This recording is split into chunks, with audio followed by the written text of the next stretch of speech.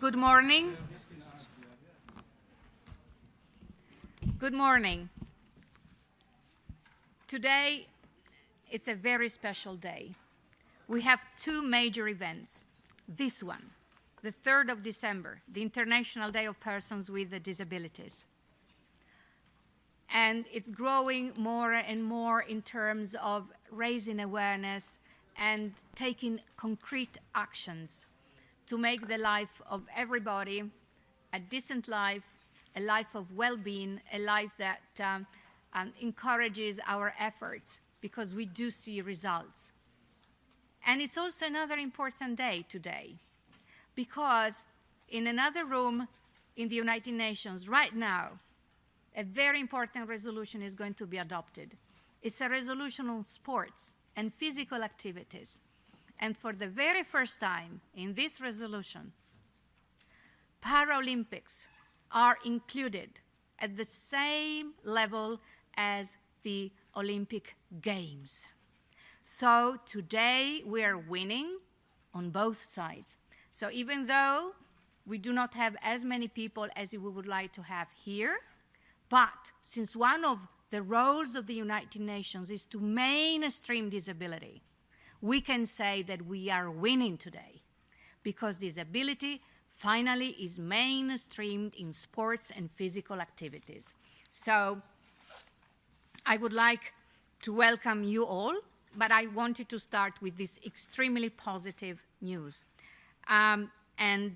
We are today commemorating this year under an extremely important theme, which is empowering persons with disabilities and ensuring inclusiveness and equality. And we are achieving it today with the specific example, as I just gave, sports and physical activities for all people of all ages and of all abilities. I would like to acknowledge the co-sponsors of the day. We have the Office of the President of the United Nations General Assembly, and we have Ecuador, the Republic of Korea, and we have also Brazil, I imagine. I can't see from here. And we have Bulgaria, Italy, the Philippines, the United Kingdom, Japan, Singapore, the International Telecommunication Union, UN Women, and the United Nations Department of Management. How wonderful to see that around this topic we are working in a holistic, harmonious manner, integrated manner, more and more. And we are gathered here today to highlight the crucial contribution made by persons with disabilities in promoting inclusive societies and development. Our societies must pursue disability-inclusive policies to ensure that persons with disabilities can participate in all spheres of their societies on an equal basis with others. And actually, it's not that we are saying that they can. Persons with disabilities are doing that. They are subjects, not objects of change. Persons with disabilities often empower others, leading by example on how to face challenges and succeed in overcoming those challenges with the abilities they have. We have. I include myself. Active and meaningful participation of persons with disabilities in their organizations as agents of change is a prerequisite to the effective implementation of the 2030 Agenda for Sustainable Development, which pledges to leave no one behind. And also the use of a very important tool that enables the implementation of the 17 goals of the 2030 Agenda, that is the Convention on the Rights of Persons with Disabilities. So we walk and work united. Human rights, policies about development that make whatever changes we do sustainable. And by doing this, we also have an impact on promoting peace among countries. So the three pillars of the United Nations. Now please join me in welcoming the video of Her Excellency Ms. Maria Fernanda Espinosa Garcés, President of the 73rd session of the UN General Assembly. She will join us through video message, but representing her, there is Ambassador Morgan, who then will also add some comments if so she wishes. So I suppose that right now we will look at the video message of the PGA of the 73rd GA. Thank you. Excelencias, señoras y señores, para mí es un honor saludarlos en este día tan especial. En el mundo hay más de 1.500 millones de personas con discapacidad.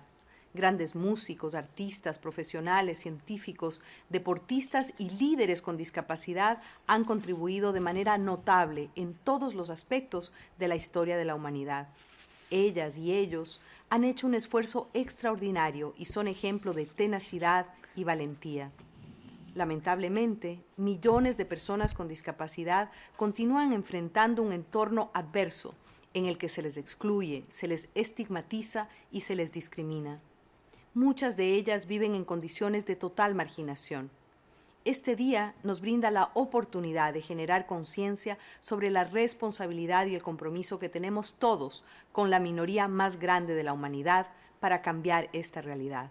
En este contexto, la Convención sobre los Derechos de las Personas con Discapacidad, adoptada en 2006, constituye un hito sin precedentes y su implementación es un deber impostergable. Los principios que guían la Convención, basados en un enfoque de derechos humanos, deben estar presentes en todas nuestras acciones.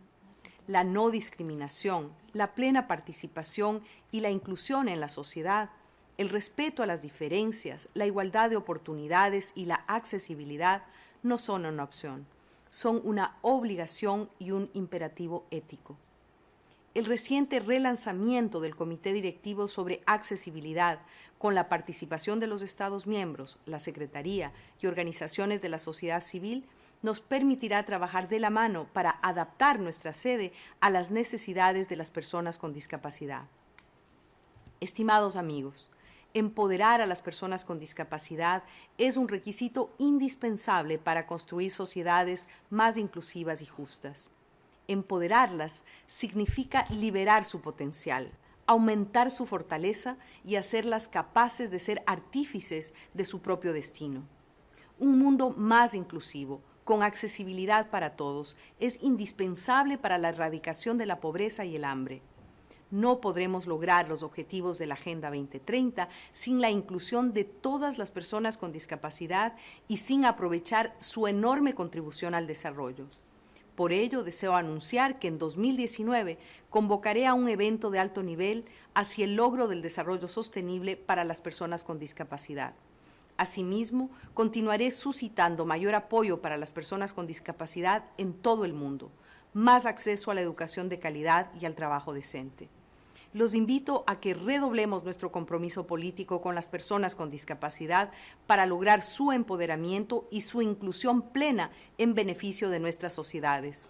Un mundo con plena inclusión de las personas con discapacidad será, sin duda, un mundo más humano y más justo. Muchas gracias.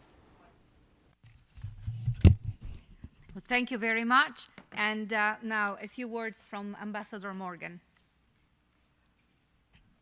Thank you very much. I think it's going to be a very few words because the message of the President of the General Assembly was very clear. It's a pleasure to join this initiative and only to stress that for the President of the General Assembly, the rights of people with disabilities is a priority of his office. Thank you.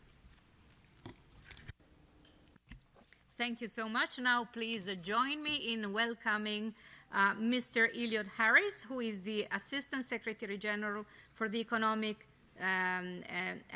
Development and Chief Economist in DESA, and he will announce the launch of our first UN publication on disability and development on the realization of the Sustainable Development Goals by, for, and with persons with disabilities. Thank you. Thank you very much, Daniela. Excellencies, colleagues, ladies and gentlemen, good morning. It is indeed a great pleasure to welcome you all to this United Nations commemoration of the International Day of Persons with Disabilities. Our theme this year, Empowering Persons with Disabilities and Ensuring Inclusiveness and Equality, is timely. But as Daniela just said, today is indeed an auspicious day. for we launched the first ever United Nations Flagship Report on Disability and Development. It is focused on the realization of the Sustainable Development Goals for, by, and with persons with disabilities. The report represents the first UN system-wide effort to examine disability and sustainable development goals at the global level. It has been a major undertaking, which has benefited from the contributions of over 200 experts from disabled people's organizations, from the member states, from UN agencies and international financial organizations, from research institutions, and from civil society.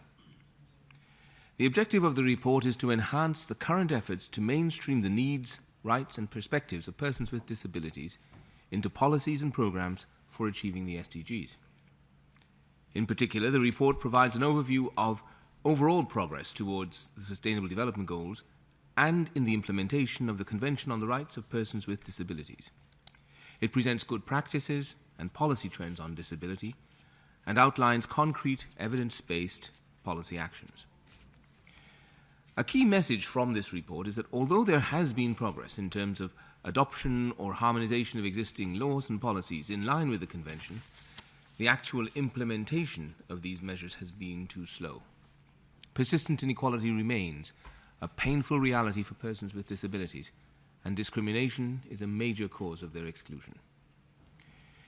In many countries, persons with disabilities are still at a disadvantage in gaining access to and affording essential services, including access to improved sanitation, energy access in the household, the use of ICTs. This disadvantage extends to representation in decision-making and political participation. And unfortunately, although not unexpectedly, women with disabilities are in many respects worse off than their male counterparts. Ladies and gentlemen, sustainable development that leaves no one behind can only be achieved if persons with disabilities are equally included as both agents and beneficiaries in the effort to achieve a sustainable future. This can only happen if we recognize and build on the potential of persons with disabilities as contributors to society. The 2030 Agenda with its 17 Sustainable Development Goals and the Convention on the Rights of Persons with Disabilities provide a powerful framework to guide local communities, countries, and the international community to achieve the empowerment of persons with disabilities and a disability-inclusive development.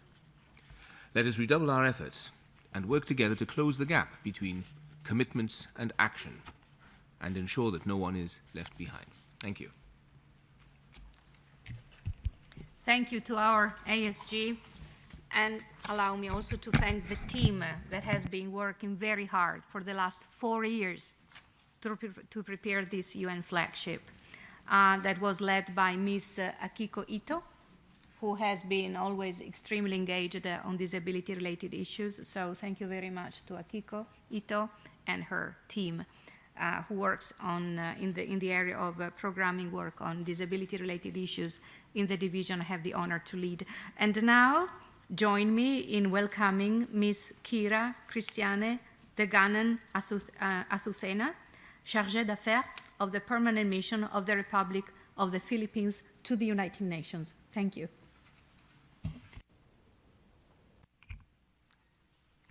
Thank you, Daniela. Good morning, Excellencies, colleagues, and guests, and thank you for taking the time to join us today as we commemorate the International Day of Persons with Disabilities.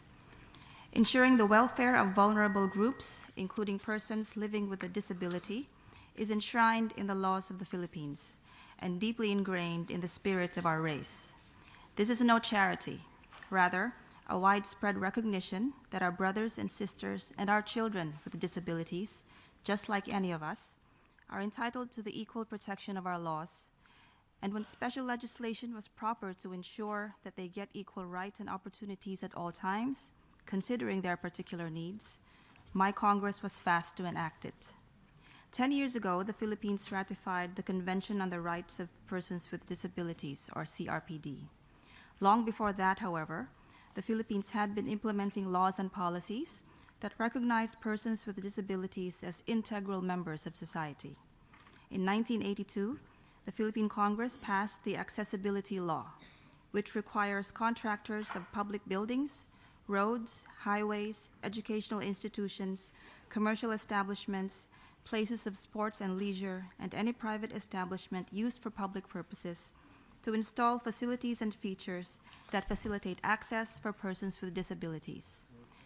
No building permit may be issued without the ramps, elevators, handrails, and other facilities required by the law. These required facilities and features expanded over time to address various types of disability. Accessibility is one of the most important components of an inclusive society. In 1992, the Philippines' Magna Carta for Persons with Disabilities was passed by Congress. It is notable that this Magna Carta preceded the Magna Carta of Women by 17 years, but that is a story for another time. The Magna Carta for Persons with Disabilities mandated the state to exert all effort to remove all social, cultural, economic, environmental, and attitudinal barriers that are prejudicial to persons with disabilities.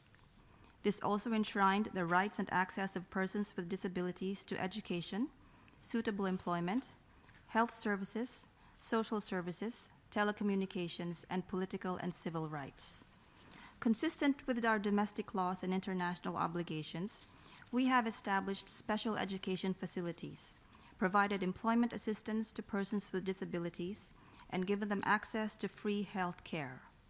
Persons with disabilities are also issued a PWD ID card that gives them various privileges, including a legislated discount of 20% in all public transportation and food establishments. Pursuant to the policy of empowering persons with disabilities, all government offices are required to set aside at least 1% of its workforce requirement to be filled by persons with disabilities. Local government units are required to establish the Persons with Disability Affairs Office and to involve persons with disabilities in their management, consistent with the principle of nothing about us without us. The approach to gender and development with disability lens is being utilized to integrate disabilities with gender issues and to implement it in empowerment programs for young women. In the Philippines, the last Monday of March every year is Women with Disability Day. It is celebrated with awareness-raising activities to highlight the role of women with disabilities in development. Guided by the CRPD, as well as by the Incheon strategy to make the right real for persons with disabilities, and taking to heart the commitment to leave no one behind, the Philippine government, through the Department of Social Welfare and Development and the National Council for Disability Affairs, formulated the 2018 Plan of Action for Persons with Disabilities.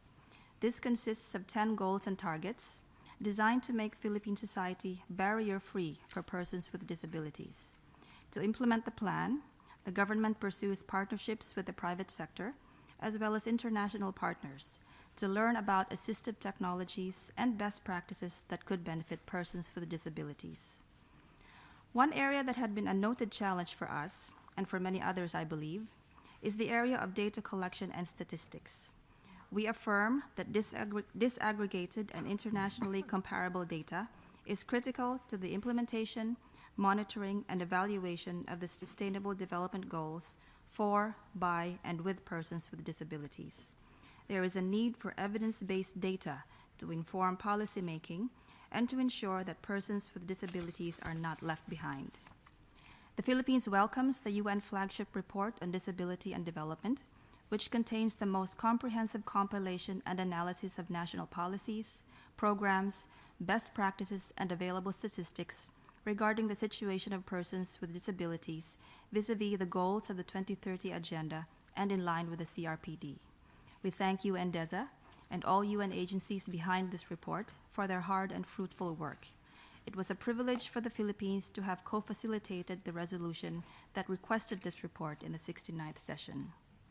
As a follow-through to this initiative, this session's iteration of the resolution, co-facilitated again by the Philippines with Tanzania and co-sponsored by 112 other member states, requests that data collection and analysis continue with a view to feed into policymaking, recognizing that high-quality, timely, accessible, reliable, and disaggregated data are critical to measuring progress and ensuring that no one is left behind.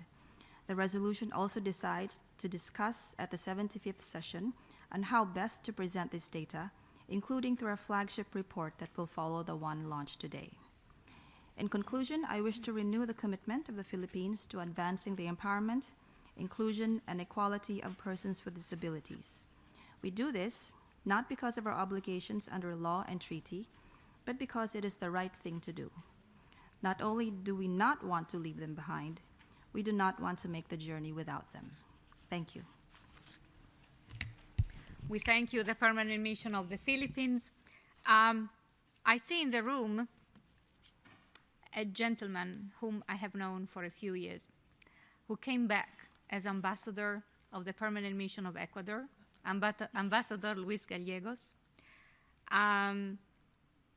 who will carry on the amazing work done by his predecessor when it comes to leading and chairing the Bureau in preparation of the Conference of the State Parties next year. Thank you very much. And so let us welcome His Excellency Mr. Panayotov, Ambassador of the Permanent Mission of Bulgaria and President of the Conference of the State Parties of the 10th and 11th sessions from 2017 to 2018. Thank you. The floor is yours. Thank you. Thank you very much, Daniela. The General Assembly might have attracted a lot of attention because of that important sports resolution, but I see that we have today representatives from of the Office of the Mayor of New York. Hi, Victor. I'm very glad to see you.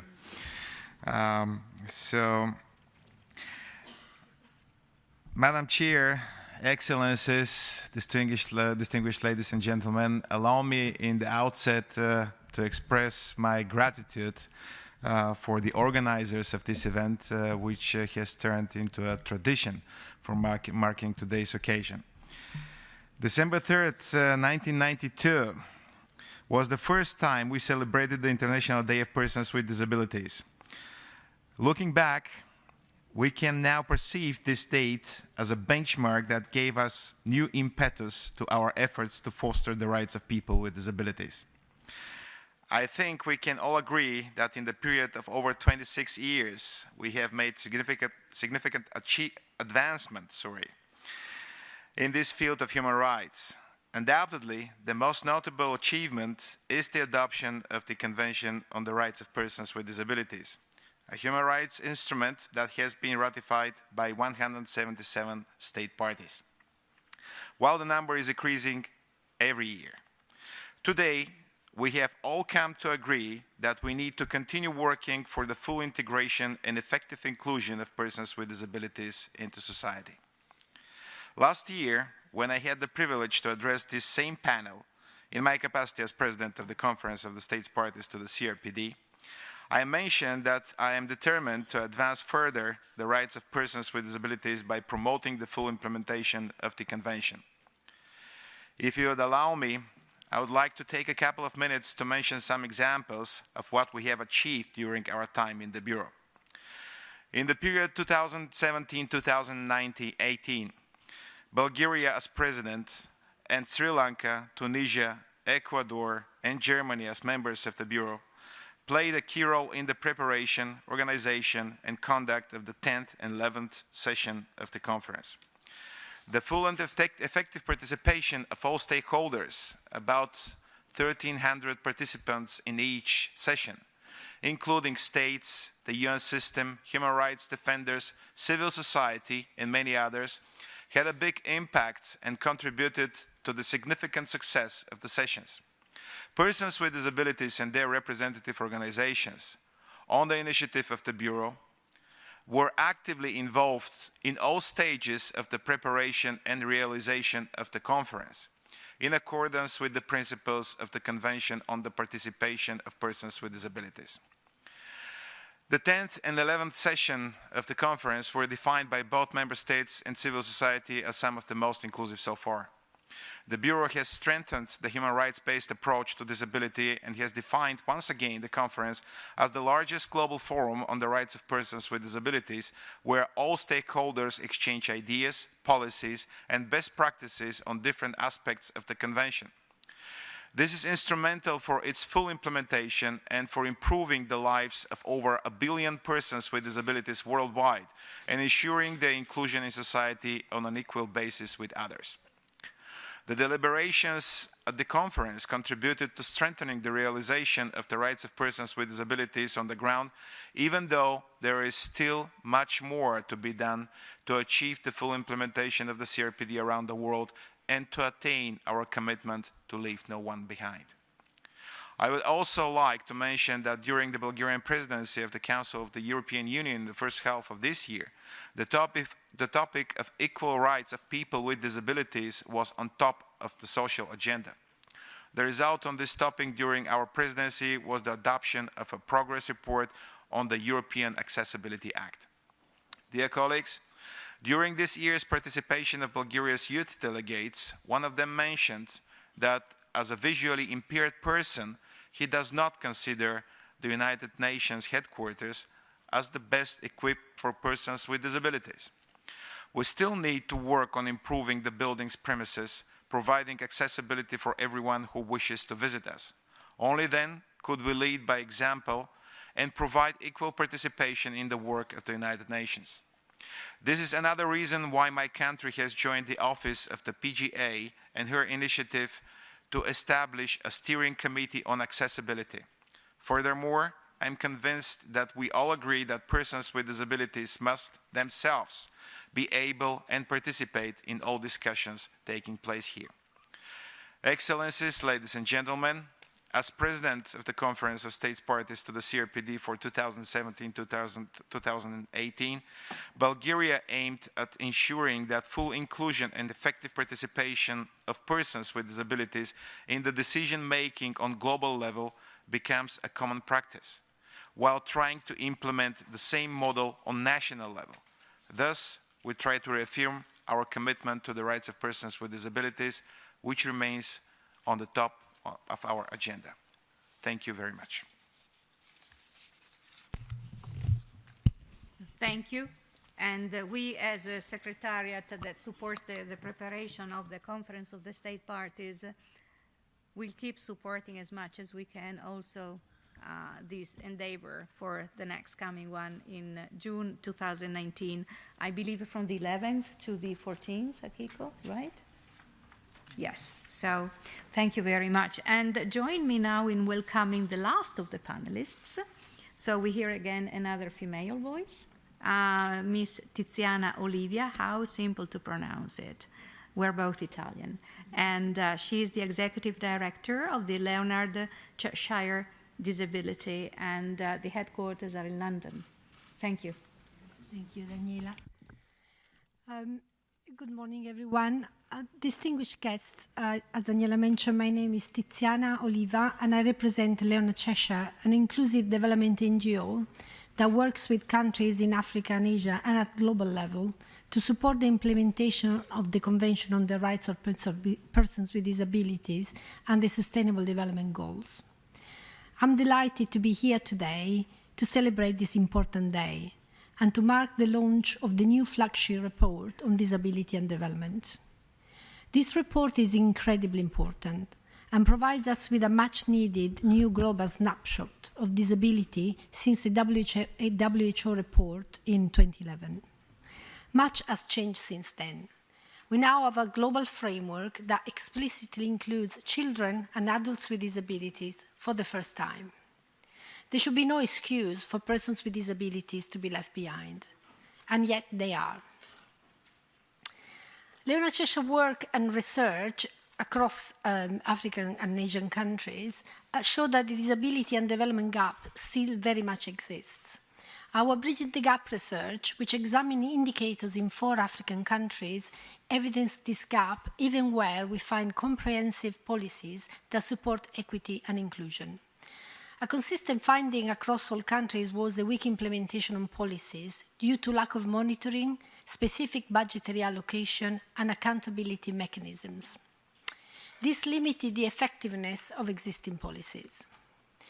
The Disability Data Portal, which was launched earlier on in the year at the Global Disability Summit, with data collated from 40 countries across 16 indicators, shows that persons with disabilities lag behind in education and employment, experience higher levels of poverty, stigma and discrimination, and struggle to access technology.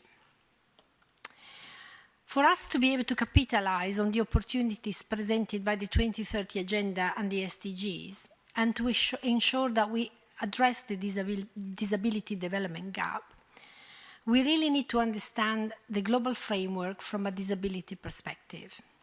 This new report is a huge step forward in allowing us all to do that. We will now have a much more in-depth understanding of each SDG from the perspective of disability. DPOs will have tools and evidence to identify and articulate gaps. Policy and decision makers will be able to see in more details where to concentrate their efforts. We at Leona Cheshire are proud to have played our role in the report. We had the honor of co-chairing 2 groups that supported the preparation of the chapters on gender and sexual and reproductive health. These chapters are important for advancing people's rights, and particularly the rights of women. The chapter on gender reveals that women with disabilities still face multiple discrimination and barriers. They are more likely to be poor, to not have nutritious and sufficient food, to have unmet needs for health care, to be illiterate. They are less likely to be employed and less likely to have access to technology. Several countries have implemented measures targeting women and girls with disabilities, but these remain scarce, and the needs and perspective of women with disabilities are often not reflected in national gender and disability mechanisms. In addition, governments very often do not connect disability and gender and the intersectionality of it. In the chapter on sexual and reproductive health, a growing body of data confirms that unmet needs to access family planning and health services, and the lower access puts women at a higher risk of unwanted unplanned pregnancies and sexually transmitted infections. Persons with disabilities are also more likely to experience gender-based violence, including sexual violence. So I'll conclude by saying that this report pulls sources, expertise, data, and insight from many, many different partners and organizations around the world to give us this detailed picture of the SDGs. We at Leona Cheshire were delighted to play our part and want to keep engaging with the global community, as well as reach to new partners to drive this global effort for inclusive development. I'm sure we all want to look back at this report in 2030 and see the change that this has helped to catalyze. And we look forward to working with all of you. Thank you. Thank you. Before closing this first part of the morning, the Department of Public Information suggested also to mention another person who so much contributed for the advancement of the rights and of persons with disabilities, and I am here making reference to one of the world leaders who worked very hard to end the discrimination against people with disabilities, like former President George Bush, who put into place the American Disability Act. So we have to acknowledge the efforts made by all people who are present here or not, but who had made this conference of today possible. Thank you very much to President George Bush.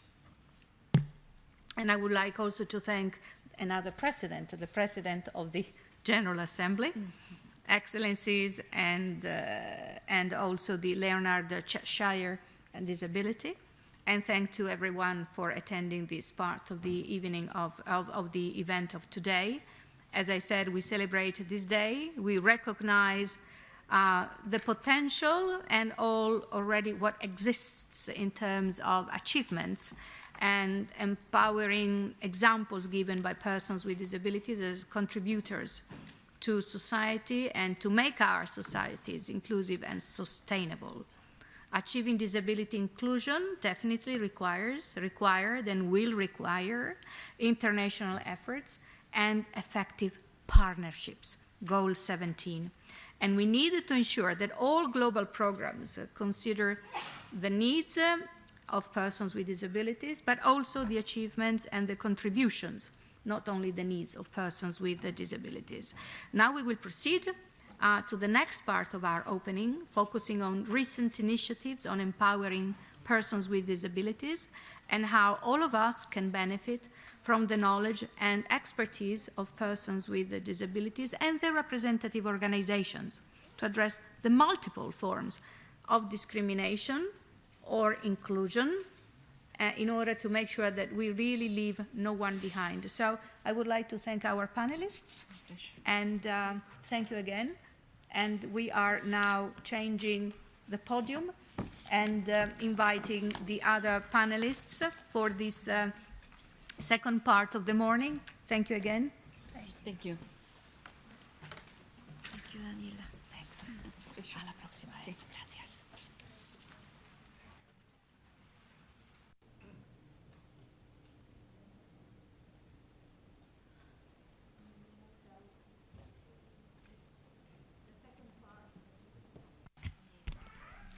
While we change the podium, the second part consists, as I said, of recent initiatives taken by member states, the United Nations system, and the civil society.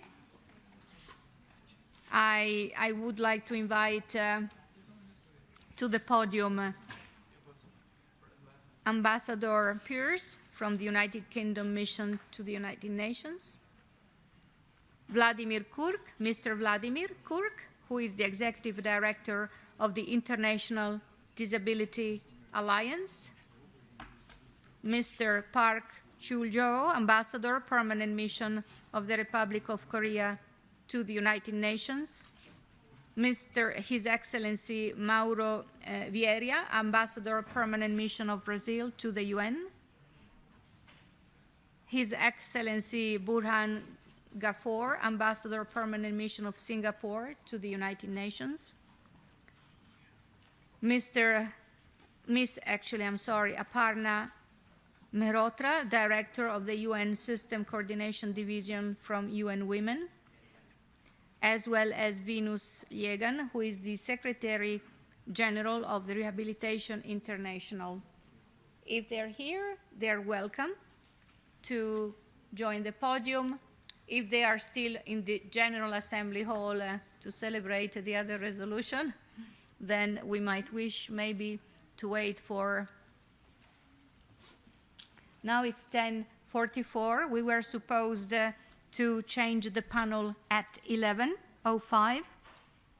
So if you don't mind, since we have 15 minutes time to give time to the panelists to join us, since we ended a little bit earlier, maybe a coffee break or a tea break. But please do come here at 11:02 so that by 11:05 we are all sitting in silence ready to listen to the other contributions. Thank you very much.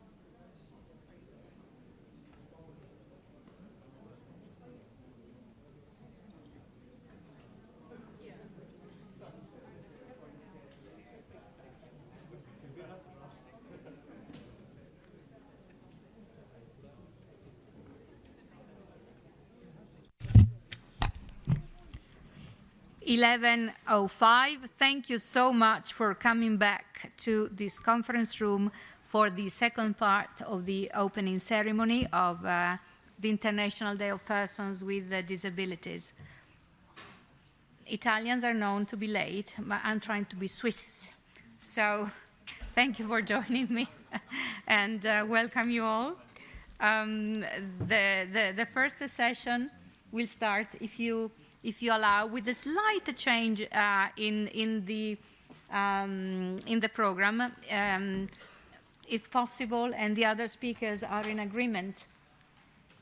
The ambassador of the permanent mission of Brazil will speak first, because I was informed he has another commitment, but he wouldn't miss for anything in the world the possibility to share what Brazil has to say. So please do join me and do join us here on the podium in welcoming His Excellency Mr. Mauro Vieira, Ambassador of the Permanent Mission of Brazil to the United Nations, for this session that will talk about recent initiatives taken by member states, by the United Nations system, and the civil society in order to empower persons with disabilities, and how stakeholders can benefit from the knowledge and experience and expertise of persons with disabilities, the representative organizations to address the multiple forms of discriminations and also of equality, to make sure that no one is left behind. Your Excellency,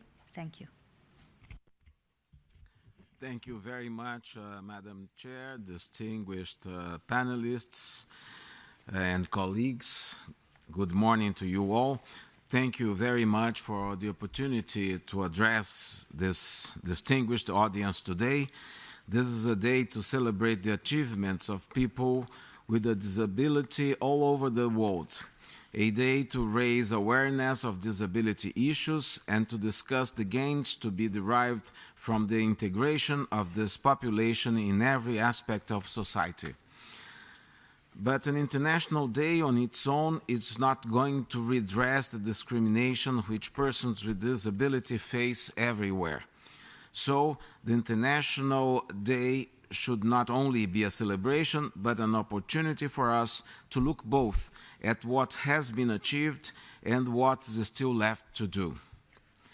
The focus of this year's International Day is empowering persons with disabilities. So, in my remarks, I will address two areas which, in my view, are very relevant to the empowerment of people with disabilities: participation in public affairs and employment. I will speak in general terms, but bring in some successful initiatives underway in Brazil in these two areas. Regarding participation in public affairs, I begin by recalling the phrase, "Nothing about us without us," a motto that has fueled the disability rights movement over the years and has become the rallying call for the United Nations Convention on Rights of Persons with Disabilities. The motto expresses the conviction of people with disability that they know what is best for them, and therefore their voice should be heard in any policy planning process and should never simply be an afterthought. In 2009, the government of Brazil created the National Council for the Rights of Persons with Disabilities, which is under the structure of the Ministry of Human Rights. The Council offers an institutional space for people with disabilities to participate directly in the process of planning and monitoring public policies related to them. Other councils with the same purpose were created in the at state and municipal levels. These are relevant fora for the design of public policy, and ideally, similar space of inclusion should be offered in the private sector as well. The Brazilian inclusion law, approved in 2015 with constitutional status, has an exclusive chapter on the right to participation in public and political life.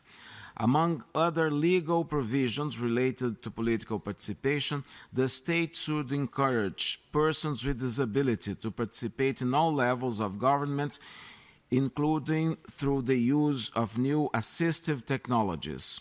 Hence, every official announcement, voting procedure, and public selection process in Brazil must be accessible and feature sign language interpretation and audio description.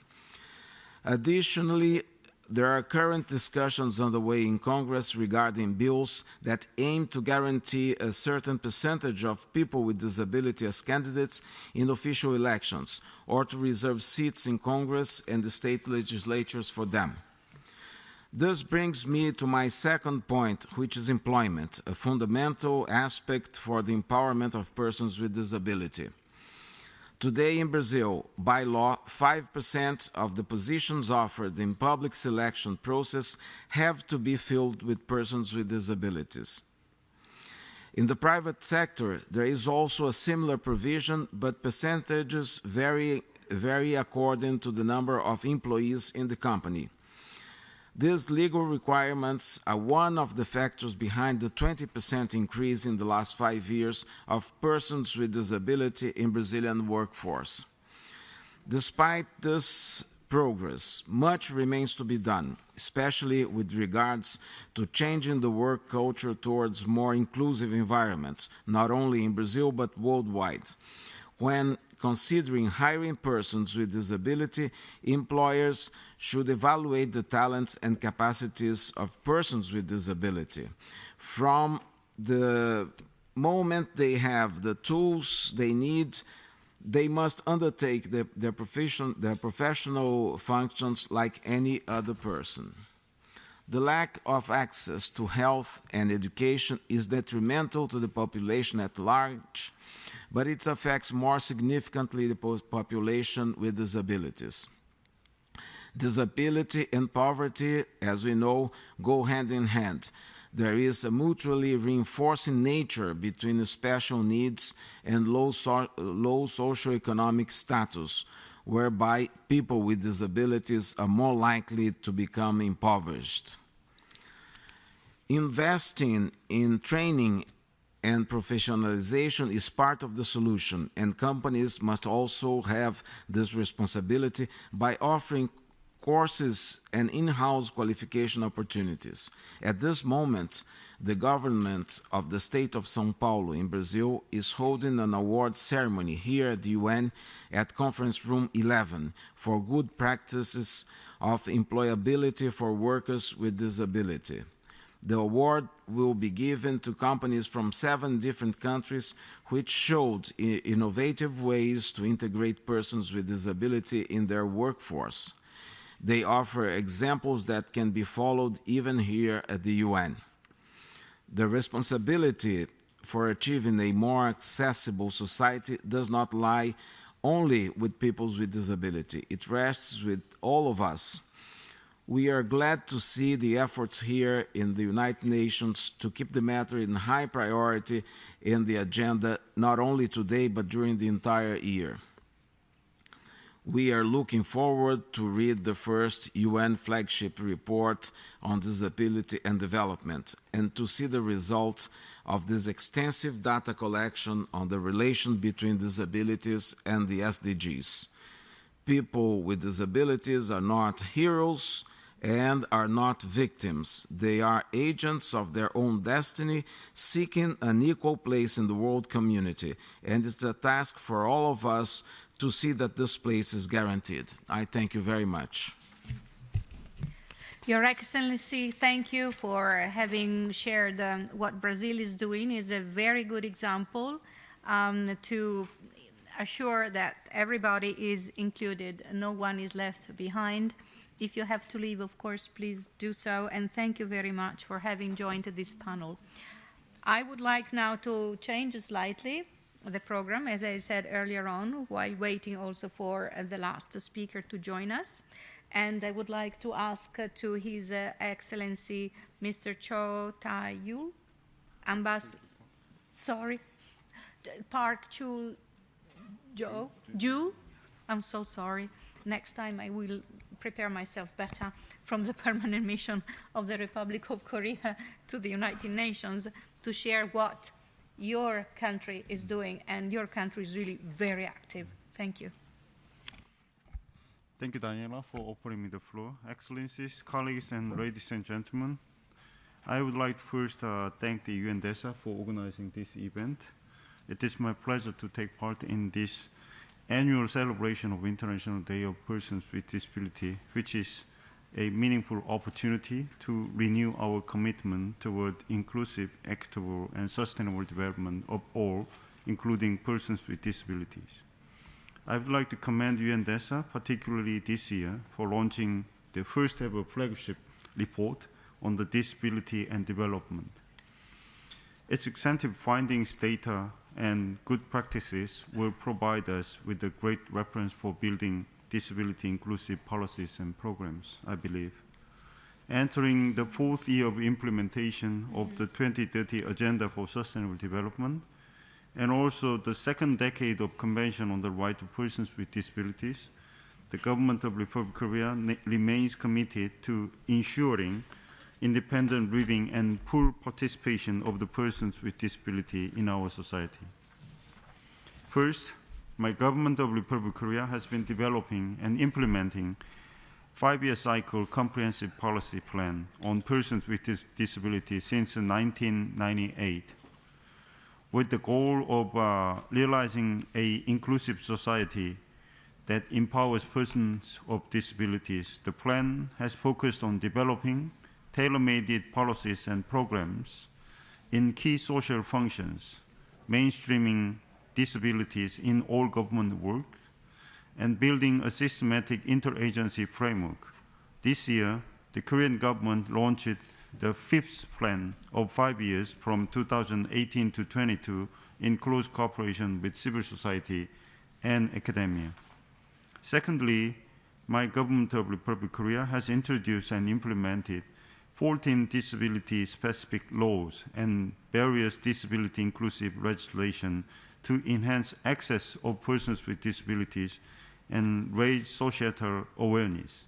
Most recently, the Act on the Guarantee of Right to Health and Access to Medical Services for Persons with Disability went into effect to ensure that persons with disability has a full access to health service on an equal basis in all parts of our countries. Last but not least, the Republic of Korea has been an active supporter for a more inclusive and accessible United Nations. While serving as the president of the conferences of state parties to the CRPD, we tabled the resolution entitled Toward the Full Realization of the Inclusive and Accessible United Nations for Persons with Disabilities, together with partners in the 70th session of the General Assembly. It was followed by the Secretary General's Comprehensive Report on Accessibility for Persons with Disability at the United Nations. The Korean government also contributed in operating the Accessibility Center at the United Nations in 2013. In this regard, it is truly an honor for me to serve as one of the co-chairs of the steering committee over the steering committee on accessibility, which was launched last week under the able leadership of President of the 73rd General Assembly. Our initiative of steering committee has a special meaning in a sense that it is a member state-driven initiative for improving accessibility of persons with disabilities. I'm sure that this committee will build on the existing initiatives taken by the UN Secretariat and Joint Inspection Unit, not only to identify and eliminate obstacles and barriers to accessibility, but also to work out a feasible multi-year plan for enhancing accessibility at the UN premises, conferences, and services. We look forward to in-depth collaboration and partnership with the United Nations and various stakeholders to make a difference. Excellencies, colleagues, and ladies and gentlemen, I would like to close my remarks by underscoring the importance of realizing the full potential of persons with disabilities. There are over 1 billion people who live with disabilities, which is a 15% of the whole population on this earth. It is society as a whole that benefits most when persons with disability, the world's largest minority, are fully empowered to participate in all aspects of our life. In this regard, I would like to ask for your kind attention during the music performance this afternoon by Korean youth with developmental disabilities. I'm sure the performance will showcase the fact that the current barriers cannot stop dreams and hopes, encouraging us to work harder to create a future that truly leaves no one behind. I thank you. Thank you very much, Your Excellency, and thank you also for reminding to all of us that in the afternoon there will be other very interesting events.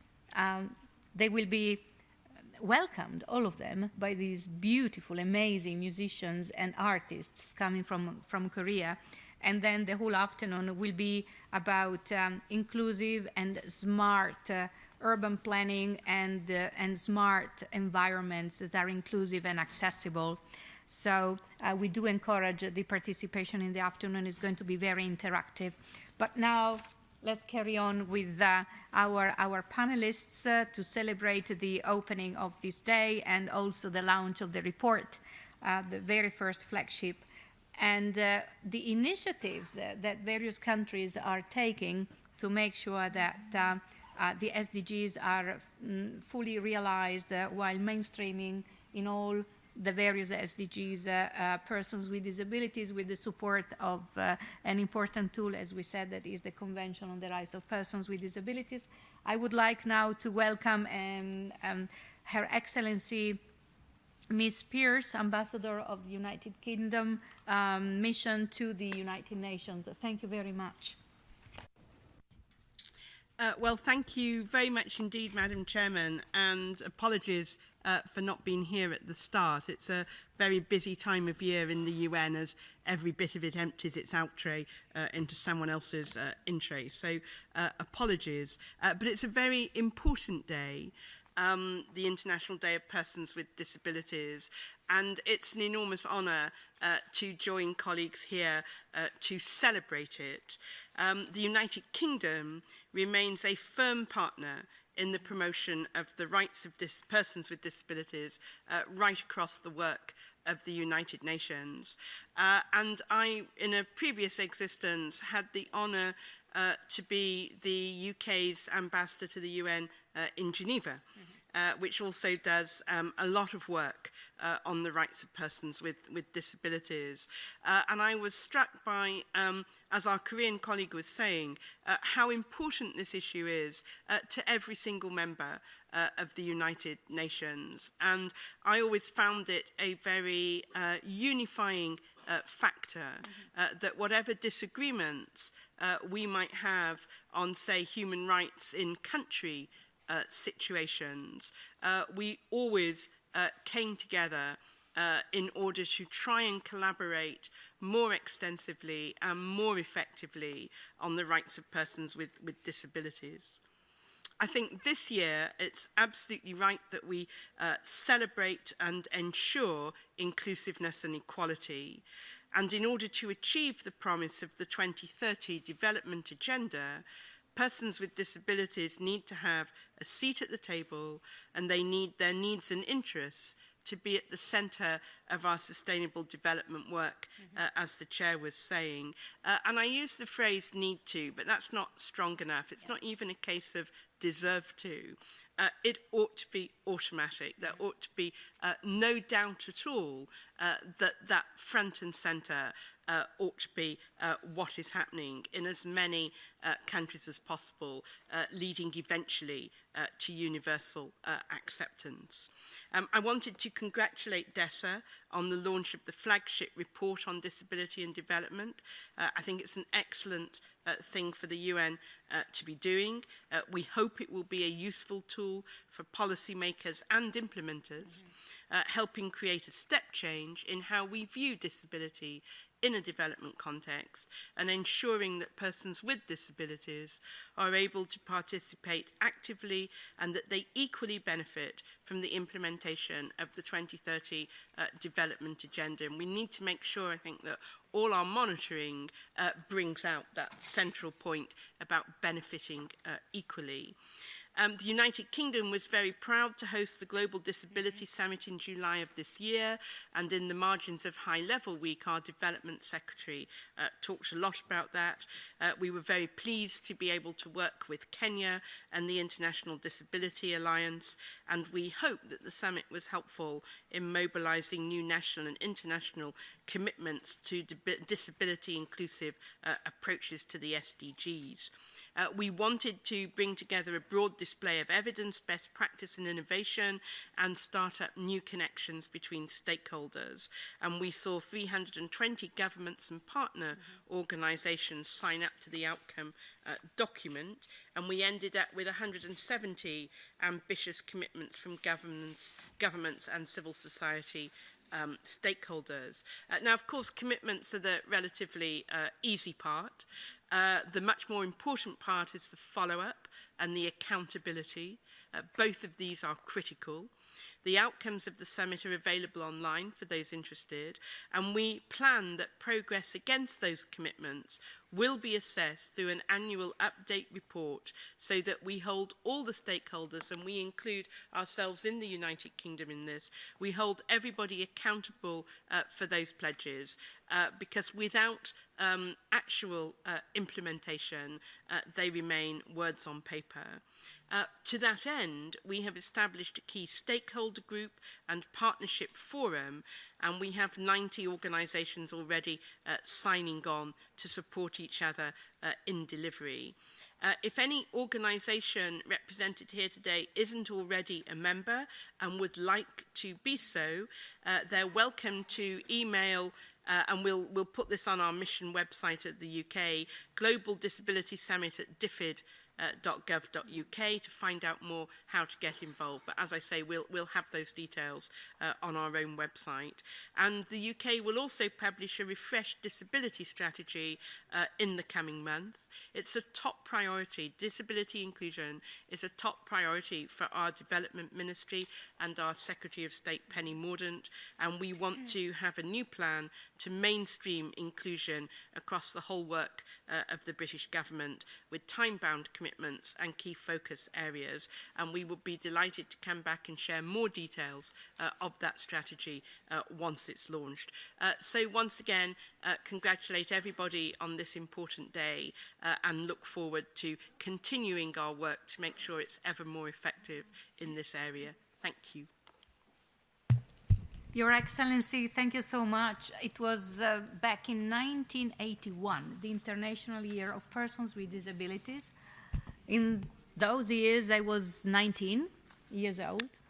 I went to London, nearby London, Swindon actually, because I wanted to improve my English, and I was told, do not go to London, otherwise there you will improve your Italian. So I went to Swindon, and I recall that almost everywhere where I was going, there were ramps and so on, and I was absolutely impressed. And then I went to London as well, to this global summit.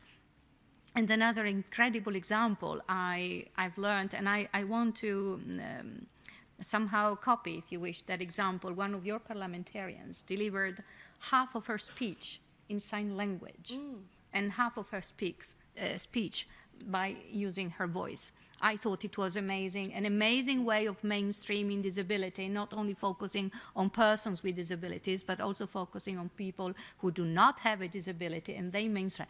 And another wonderful example, it was in 1998 when I was asked. In those years, my English was much better, I have to say. I was asked to be part of a very important television series. It was talking about travel by Channel 4, Travelogue. And that year, they wanted to have presenters and so on who were not going to talk about disability while traveling, but they were showing by doing. So amazing. Thank you very much. I really cherish wonderful memories, as I do cherish fantastic memories when I ended up in Singapore by chance. I planned to spend my birthday in Indonesia, which I did partially, and then I thought that it was time also to visit other places, and I decided to go to Singapore. And I discovered a place where I think if and when I retire, probably never because I like my job, I might wish to retire in Singapore. Singapore has done amazing initiatives to make that wonderful area of the world very, very much accessible, at least to persons with physical disabilities. So I would like now to give the floor to Ambassador, His Excellency Burhan Ghafor, Ambassador of the Permanent Mission of Singapore to the United Nations. Thank you. Thank you very much, Madam Moderator. It's a real pleasure for me to be here representing Singapore on the International Day of Persons with Disabilities. Thank you also for your kind words about Singapore. I'm happy to talk further about what we are doing in our country. For those who don't know much about Singapore, let me say that we are a small country with no natural resources, but all we have is our human resources. And that has been the most important aspect of Singapore's development, how we use our human resources. And for us, every Singaporean, every citizen, every person in Singapore is important. So right from the beginning, we looked at persons with disabilities as very much a part of our talent pool, human resources, and our asset as a country. And for us, we have always had the vision of creating an equitable and inclusive society. I had asked my colleague to point out to one of our websites that we have in Singapore that gives you all the information that you would need. It's called SG Enable. I won't go into the details of it, but I wanted to say that SG Enable is one of our roadmap or national policy framework. I think other countries have done that too. I've just heard our Korean colleague saying that they renew it every 5 years. We started our process much later than Korea. We started it in 2007. And this is called the Enabling Master Plan for persons with disabilities, and it's reviewed every 5 years as well. The master plan seeks to promote the social and economic inclusion of persons with disabilities in Singapore, and the master plan serves as a framework for all our disability policies and to guide the implementation of the CRPD, or Convention on the Rights of Persons with Disabilities. We are now entering in Singapore the third phase of our master plan, or the third enabling master plan for the period 2017 to 2021. And even in the process of developing this master plan, it was a very inclusive process. We reached out to, of course, people with disabilities, but also their caregivers, civil society organizations, as well as employers. We consulted them as we developed this master plan, and we've invested about $400 million a year to roll out the various initiatives under this master plan. Now, I want to highlight some of our recent initiatives. First of all, we believe in strengthening the entire ecosystem of support for persons with disabilities. We believe that it's not just one or two things, but an entire ecosystem that gives support to persons with disabilities. And second, our goal is to improve their quality of life. And third, our objective is to ensure that they have a smooth transition across the various stages of their lives as they grow up into adults, have jobs, and then get ready for retirement. I want to talk about education, which is the first aspect that I want to highlight. We take this very seriously in Singapore because we believe in developing the full potential of every child, including children with disabilities, children with special needs, and we do this by very early detection of what children need in terms of special needs, and we try and put them in a situation that best enhances their learning skills. So we have special needs schools, but also mostly we allow children with special needs to be part of our mainstream schools because that is the way they integrate with the rest of society. The second point I want to highlight is employment, so education, employment.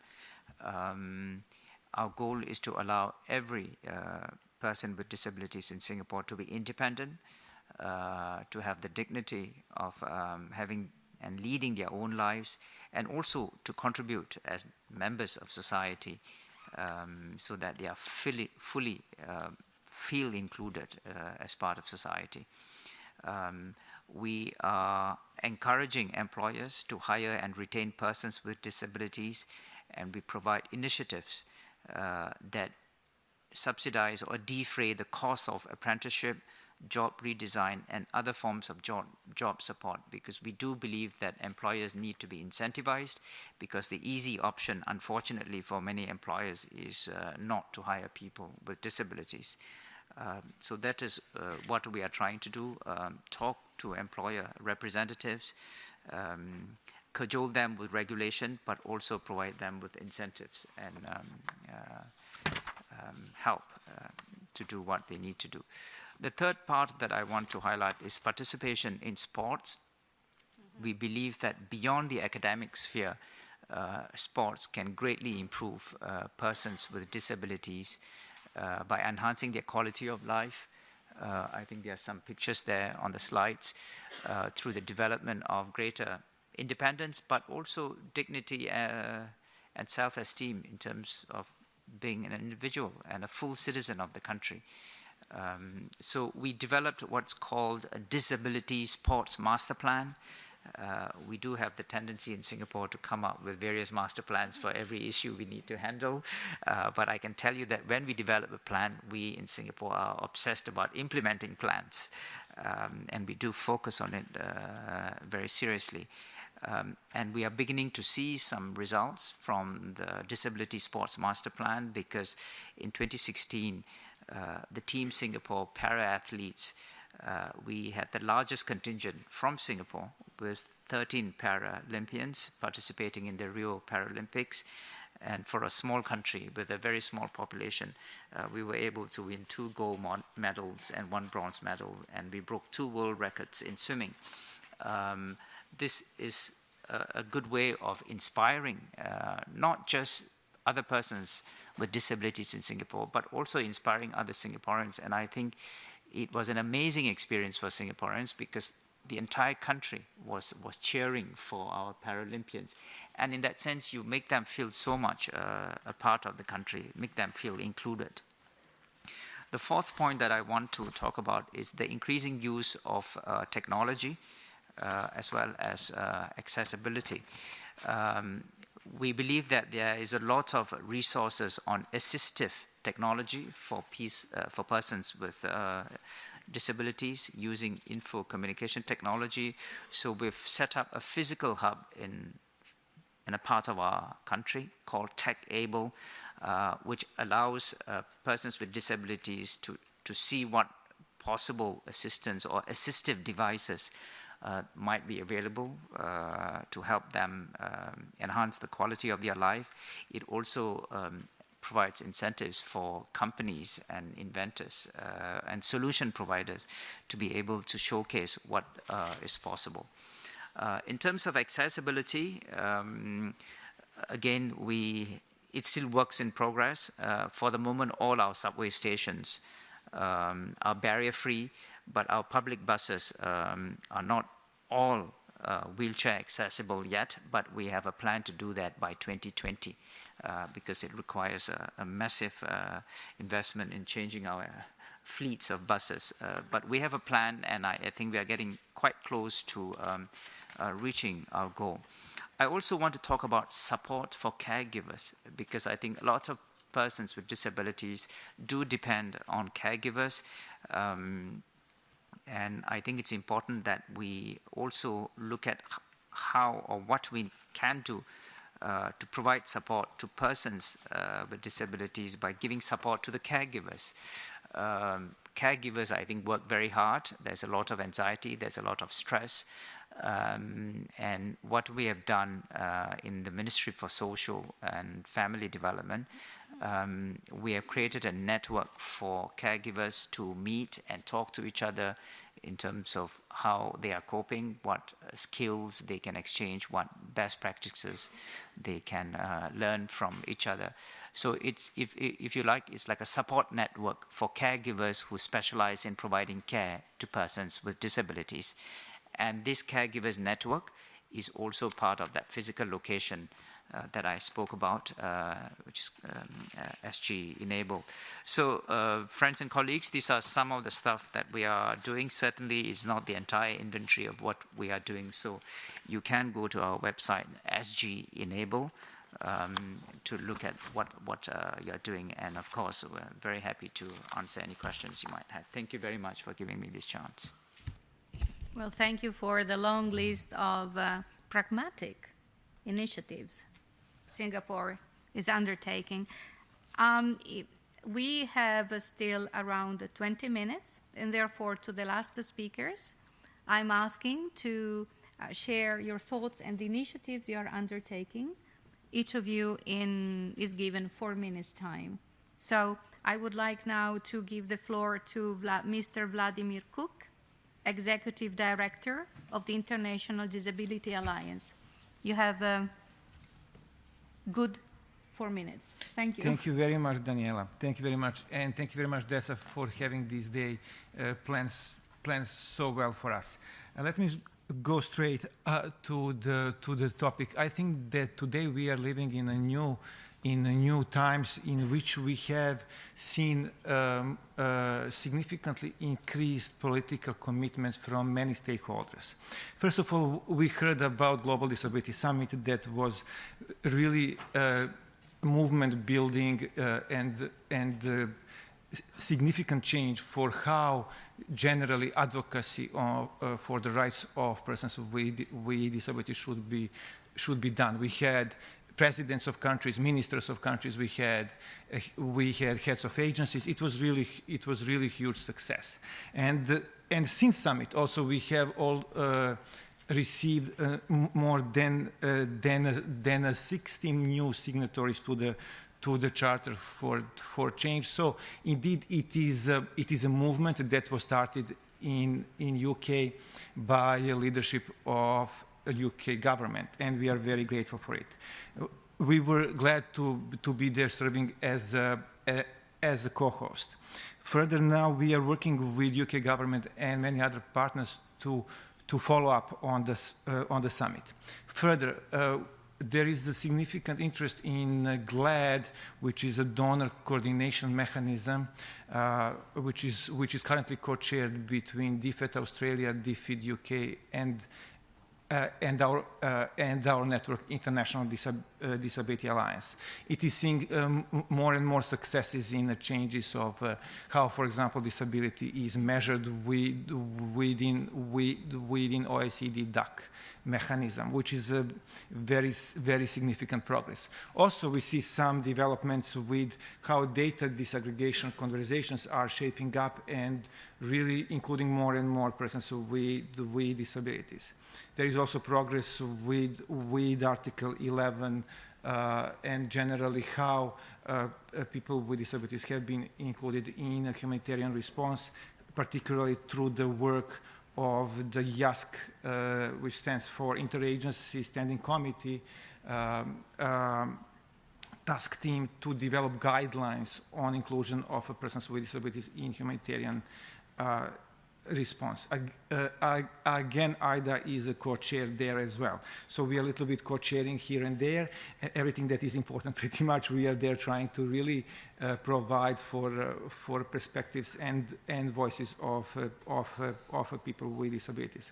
However, it's not all. I forgot to say that there is also significantly positive input coming from the Secretary General and Deputy Secretary General offices and their work on for decisions coming from the executive committee, which would really reshape, we hope, positively UN system. So there is a lot of things that we can be happy about, but simultaneously we notice in a number of countries that there are cutting of social services, which lead to cutting of support system for persons with disabilities. Furthermore, we saw in some countries also decrease in consultation space for people with disabilities and organizations of persons with disabilities.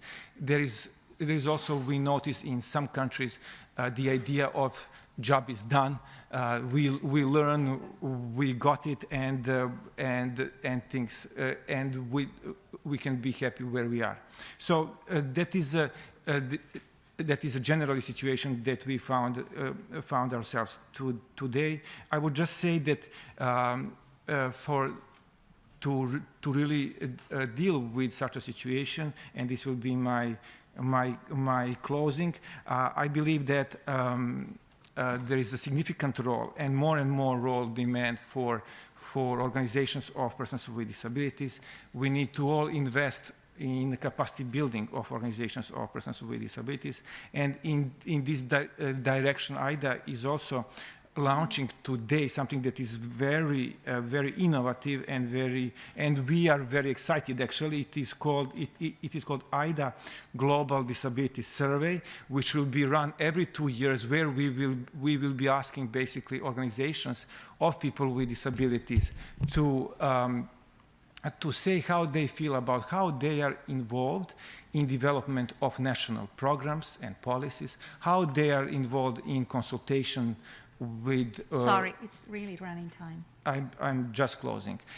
How they are involved in consultation with the UN system and the bilateral organizations. We are planning to have this developed as a disability participation tracker over time, so that we can have actual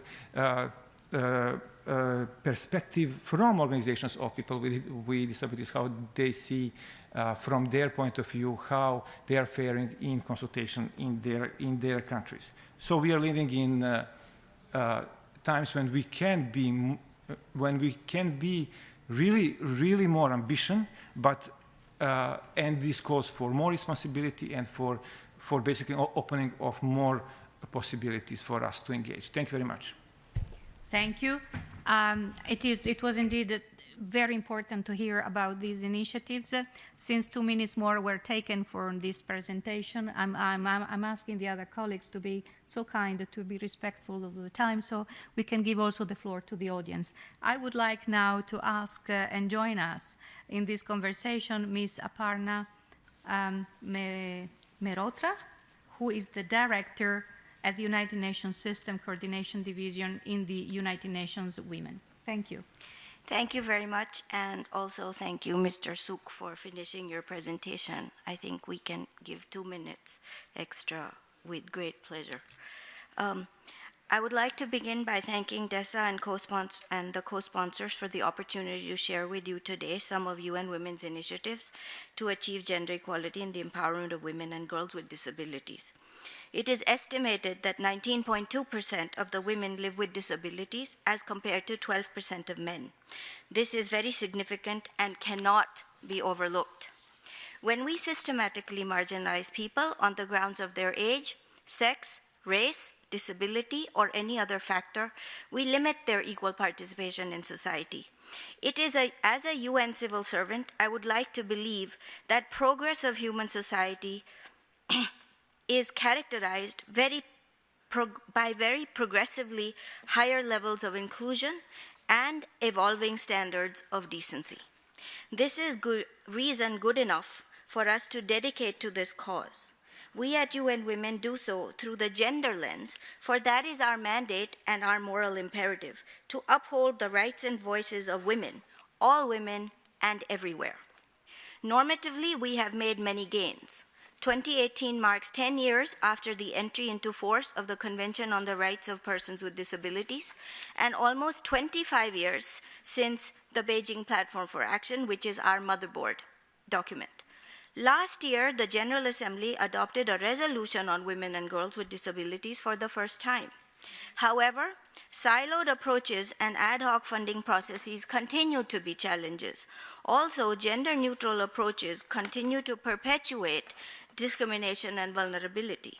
This is why we need coordinated and coherent efforts to address systematic barriers to the full and effective participation of women and girls with disabilities.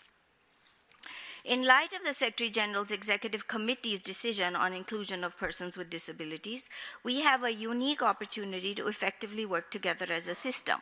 We cannot do it otherwise because we will get nowhere otherwise. It's hard enough to get somewhere working together. So without that, we will fail.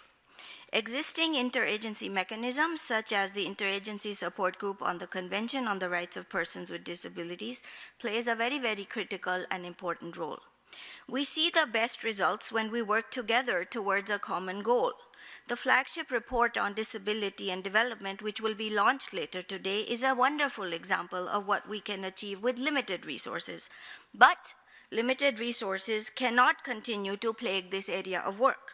Our money must follow our moral imperatives, as it did when humanity fought and won against colonialism. It is fighting and winning, I hope, against racism, sexism, which is our imperative to overcome, and any other type of wrongful-ism, whether we are aware of it today or not. This report, the flagship report, contains very useful data for advocacy because we know that advocacy must be evidence-based. What is not measured and what is not shown will be invisible, and what is invisible will be lost. But we cannot, as I said, go at it alone. One thing we know from the movement for gender equality, or for any equality for that matter, is that we need allies in action and solidarity always, not merely in words. I will finish in a minute. Since inception, UN Women has increasingly been working towards the empowerment of women and girls with disabilities through participation of and consultations with women with disabilities, and we are trying our extremely level best to include the lens of disability in all of our work. We do this through engagement with civil society, and I would like to think also as individuals, because it is our individual experiences which often color our actions, and it is our actions that color our character, and it is character that will change what we need change in this world. Today, however, we are also a bureaucracy, and we need paper, and we need strategies. So it is our great pleasure to announce to you that we are launching the strategy, our UN Women Strategy on the empowerment of women and girls with disabilities towards the full and effective participation and gender equality. It attempts to promote a more systematic response to inclusion. The strategy adopts an intersectional approach and calls for a paradigm shift where women and girls with disabilities in all their diversity and across their life course are included. But strategies must be accompanied by operations and smaller acts. Incrementally together, they will contribute to change. Hence, we are also in UN Women launching a survey on the inclusion of personnel with disabilities. Findings will inform the action to address challenges and gaps. I take this opportunity to once again thank you, our partners, as I said, without whom we can get nowhere, and all the collective work that we do and we are required to do. We believe that working together, the sum is greater than the sum of its parts. We look forward to continuing on this journey.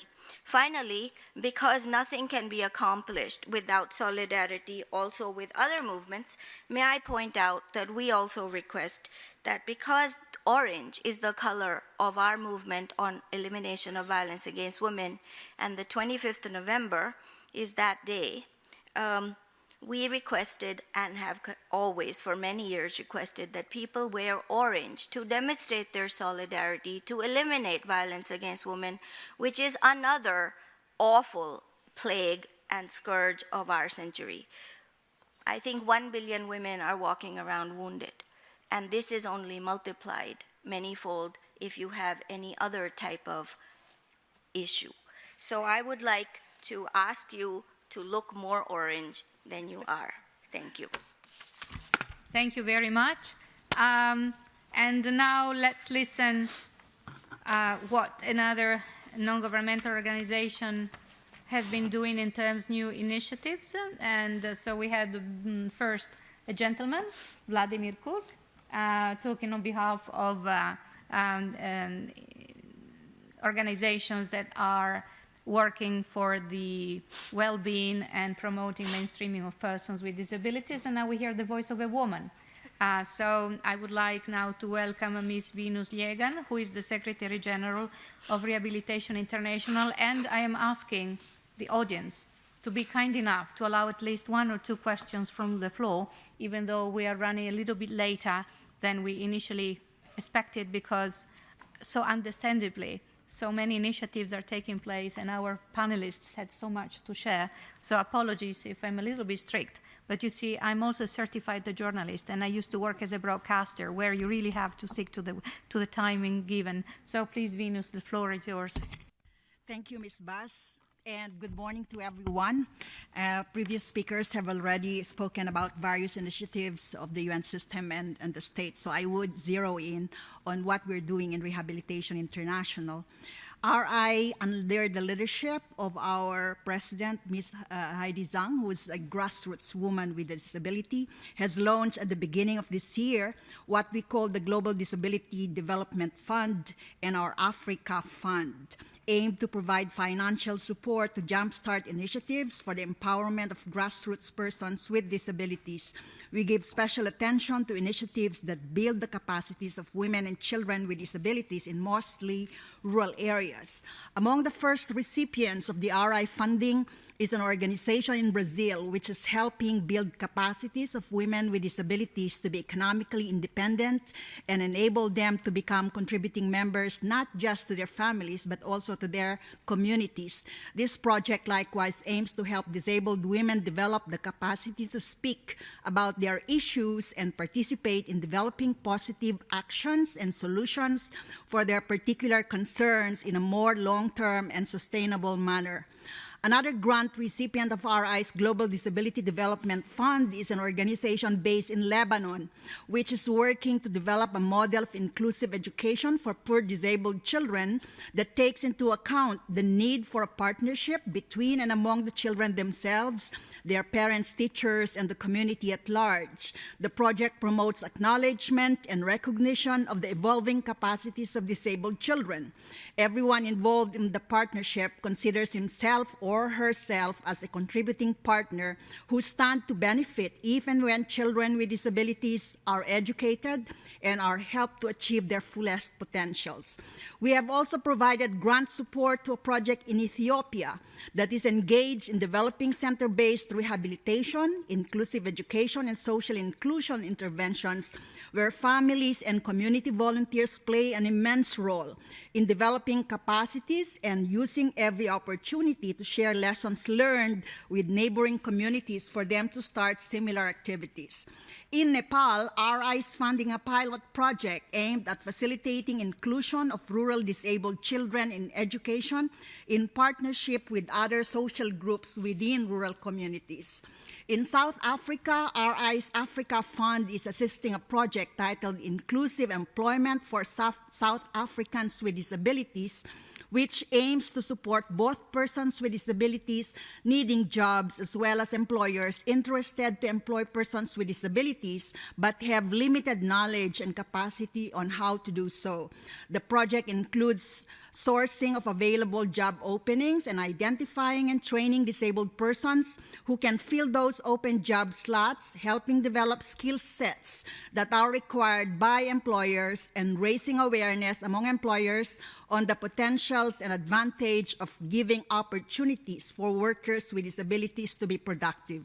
We have just started our engagement in these initiatives and have yet to see success. However, we think that it is very important that as an organization working in disability and rehabilitation, we take proactive steps in giving disabled persons organizations a chance to demonstrate to their communities that they can play an important and meaningful role in realizing the goal of building productive lives for all persons with disabilities. Thank you.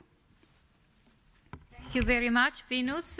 You utilized only 3 minutes, 0.8 seconds, and it was a real marathon, and I thank you for that. And I really want to thank also the sign language interpreters, because to interpret such a marathon in sign language is really very, very tiring. So very, very many thanks to the sign language interpreters. Applause. See, we are learning. Thank you. Thank you so much.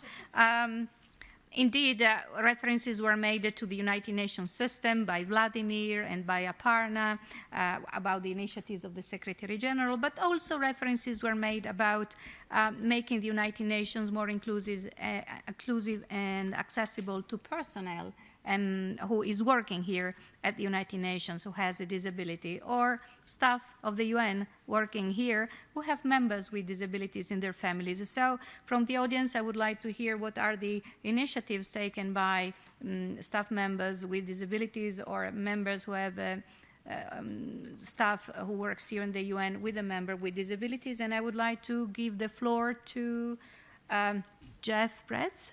Please, the floor is yours.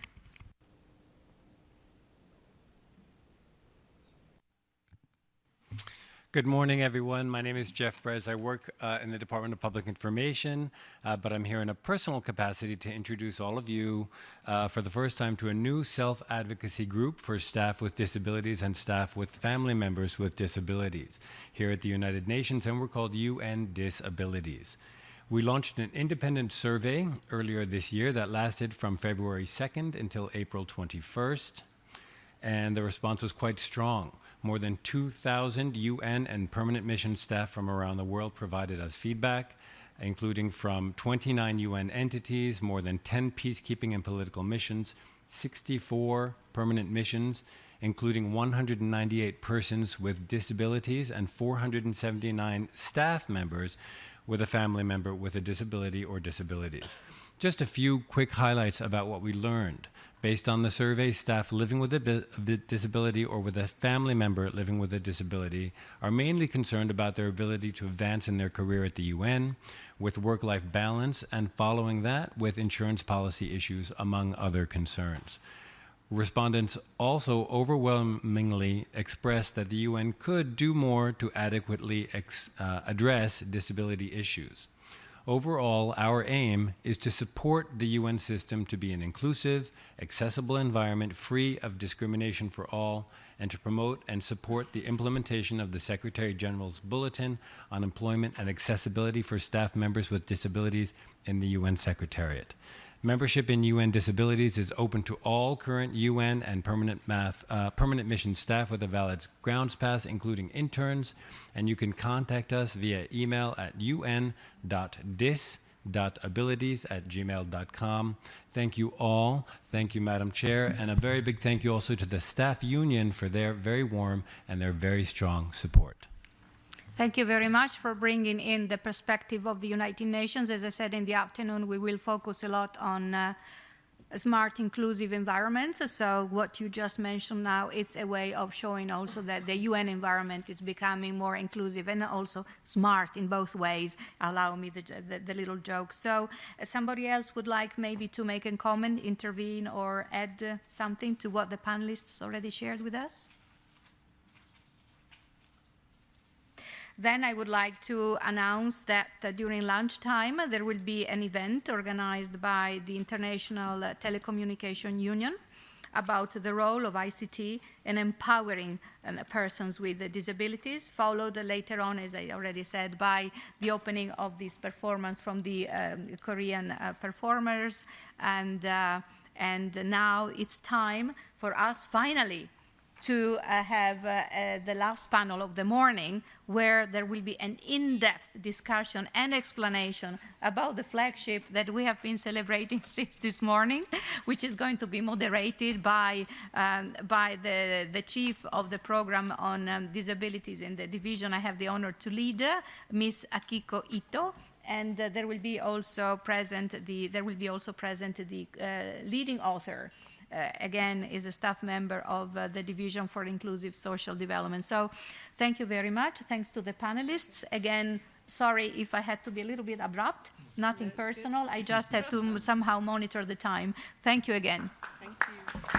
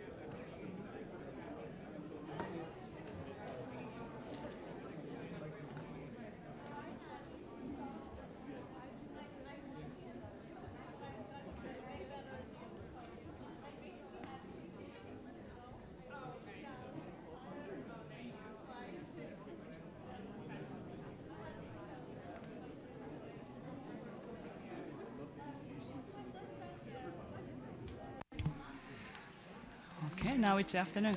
Good afternoon, everyone. We are starting momentarily. Please have a seat, and we'll begin. We'll begin. Yes, we'll begin very quickly, very soon.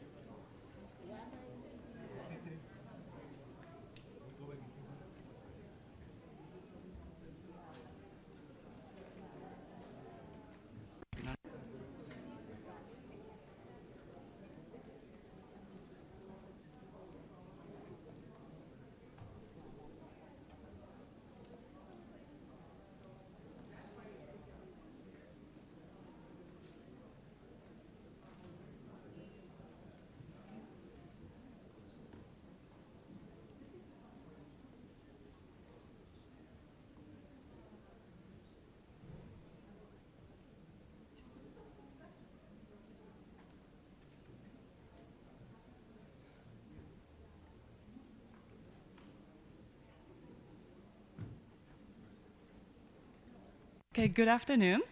It is a great pleasure for me to be with you this afternoon already on the occasion of the observance of the International Day of Persons with Disabilities at this UN headquarters. I would like to warmly welcome you to this main panel, focusing on the UN's Flagship Report on Disability in Development. My name is Akiko Ito. I am from Division for Inclusive Social Development of the Department of Economic and Social Affairs. So I would like to express my great appreciation, really deep appreciation to our friends and colleagues who have directly or indirectly contributed to this historic UN Flagship Report on Disability and the 2030 Agenda for Sustainable Development. It is a first ever publication to shed light on the situation of persons with disabilities in the context of the SDGs. I recall that in 1995 and 2000, DESA published World's Woman, and at which time that we were thinking that it would be wonderful to have similar publication on the situation and status of persons with disabilities. So now it is slowly coming true. And it has now again, a concrete product that we can take it further. So we had questions such as where do persons with disabilities stand in each SDGs and compared with those without disabilities? What can we say about the situation of persons with disabilities? And in implementation and monitoring and evaluation of the SDGs, who among those disabilities tend to be further behind? So this report is about what we know and what we can say now at this point, as much as possible, about where persons with disabilities stand in SDG implementation, monitoring, and evaluation. The report, in other words, directly responds to the call by the Assembly for making the SDGs a reality for and with persons with disabilities. This report has behind it a collective intellectual force of over 200 leading experts from the United Nations system, Organization of Persons with Disabilities, and other civil society organizations, academic communities all around the world, and also private sector. So it is, and it's no secret that we had very limited budget. There's no dedicated team or no dedicated group to produce this report. But we did the best we could with one coordinator and all of us working together as a team, even though we are spread out in the UN system, and also in a broader disability community, international community. We did our best to collect the information that could provide a very strong baseline for next steps for the implementation of the SDGs. So I would like to express my really deepest appreciation to all of my colleagues here and also all over the world. And looking back, this report is, as I said, the culmination of many decades of intensive efforts by the international community to do mainstreaming in a global agenda. So we all recall that since the 80s to the present moment, the international community has been pursuing the goal of the full and effective participation of persons with disabilities as both agents of change and beneficiaries in society and development. And building on this international norms and strong commitment, we expanded further the horizon for disability rights in a global agenda throughout the past decades, and member states, the UN system, civil society, and organization of persons with disabilities succeeded in their efforts to codify an international convention, the Convention on the Rights of Persons with Disabilities. And with this legal force, to this commitment, and we have been able to now recognize disability as a cross-cutting issue in the 2030 Agenda for Sustainable Development. We have 7 targets and 7 indicators with an explicit reference to persons with disabilities. So now all of these successful benchmarks require corresponding operational and institutional responses so that we can take practical action by all stakeholders. We hope that this report, this UN Flagship Report, will provide much needed, as I already said, a baseline, the foundation for the next steps of mainstreaming disability in the context of the SDGs, including the monitoring and evaluation. As the United Nations Secretary General articulated, the commitment of the international community to disability inclusive development is not only the right thing to do, it's also a practical and smart thing to do. Sustainable development can only be achieved if persons with disabilities are equally included as both agents and beneficiaries as countries strive for a sustainable future. Just last month, the Assembly, through its adoption of the resolution AC3/73L6, welcomed this launch that has just taken place this morning, and it recognized that high quality, timely, accessible, reliable, and disaggregated data are critical to measuring progress. And the Assembly requested that data collection and analysis continue with a view to informing policymaking. The Assembly will discuss the exact format to present such data and findings, including through a flagship report at its 75th session, which is in 2 years' time. We are looking forward to taking next steps for mainstreaming disability in SDG action together with colleagues and experts worldwide, and so that we can continue building an evidence base for future UN reports while already informing policy making, implementation, and evaluation of the SDGs at the global, regional, and national levels. For many decades, the lack of information, data, and statistics analysis concerning the situation of persons with disabilities has been a seemingly insurmountable barrier for the inclusion of persons with disabilities in society and development. Whether at national level, regional, and global level, it was the same situation. We need to break down this barrier now. And if not, the commitment that we have to the goals and objectives of the Convention on the Rights of Persons with Disabilities and the 2030 Agenda for Sustainable Development only remain in paper. And it will continue to leave persons with disabilities behind, depriving them of dignity, human rights, and justice. In other words, their inclusion, participation, and leadership in society and development. And as a society, we lose so much if this is the case. Now let us begin the very next step to break down the barrier and to make the situation of persons with disabilities prominent on the current roadmap of the SDGs. First, I would like to introduce my colleague, who is the global coordinator of this report, Ms. Maria Martino, and she is our social affairs officer in the program on disability in inclusive and social development, Division for Inclusive Social Development, and she's one of the colleagues, very experienced colleagues in our department in a context of SDGs and other international development agreed development goals in its research. She was the editorial team leader of this report, and I'm going to turn it over to her for introducing this flagship report, which belongs to all of us.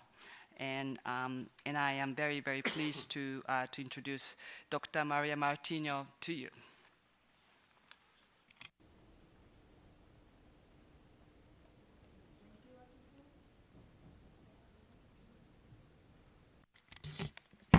Thank you, Akiko, for the kind words. Good afternoon, everybody. My presentation will focus on the UN Flagship Report on Disability and Development, and I will just wait for the slides to pop up. So I have some slides to help you follow. Oh, there they are. So the report is entitled Realization of the Sustainable Development Goals by, for, and with persons with disabilities. And in this presentation, I will briefly describe the history of this report and highlight some of its key findings. I also want to share that there are printed copies of the executive summary of this report on the back of the room if you need to grab one.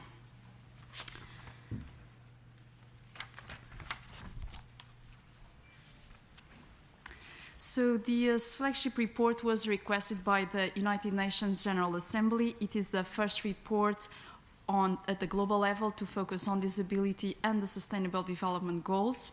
The aim of the report is to contribute to the implementation of the 2030 Agenda for Sustainable Development for Persons with Disabilities, and also to the implementation of the United Nations Convention on the Rights of Persons with Disabilities.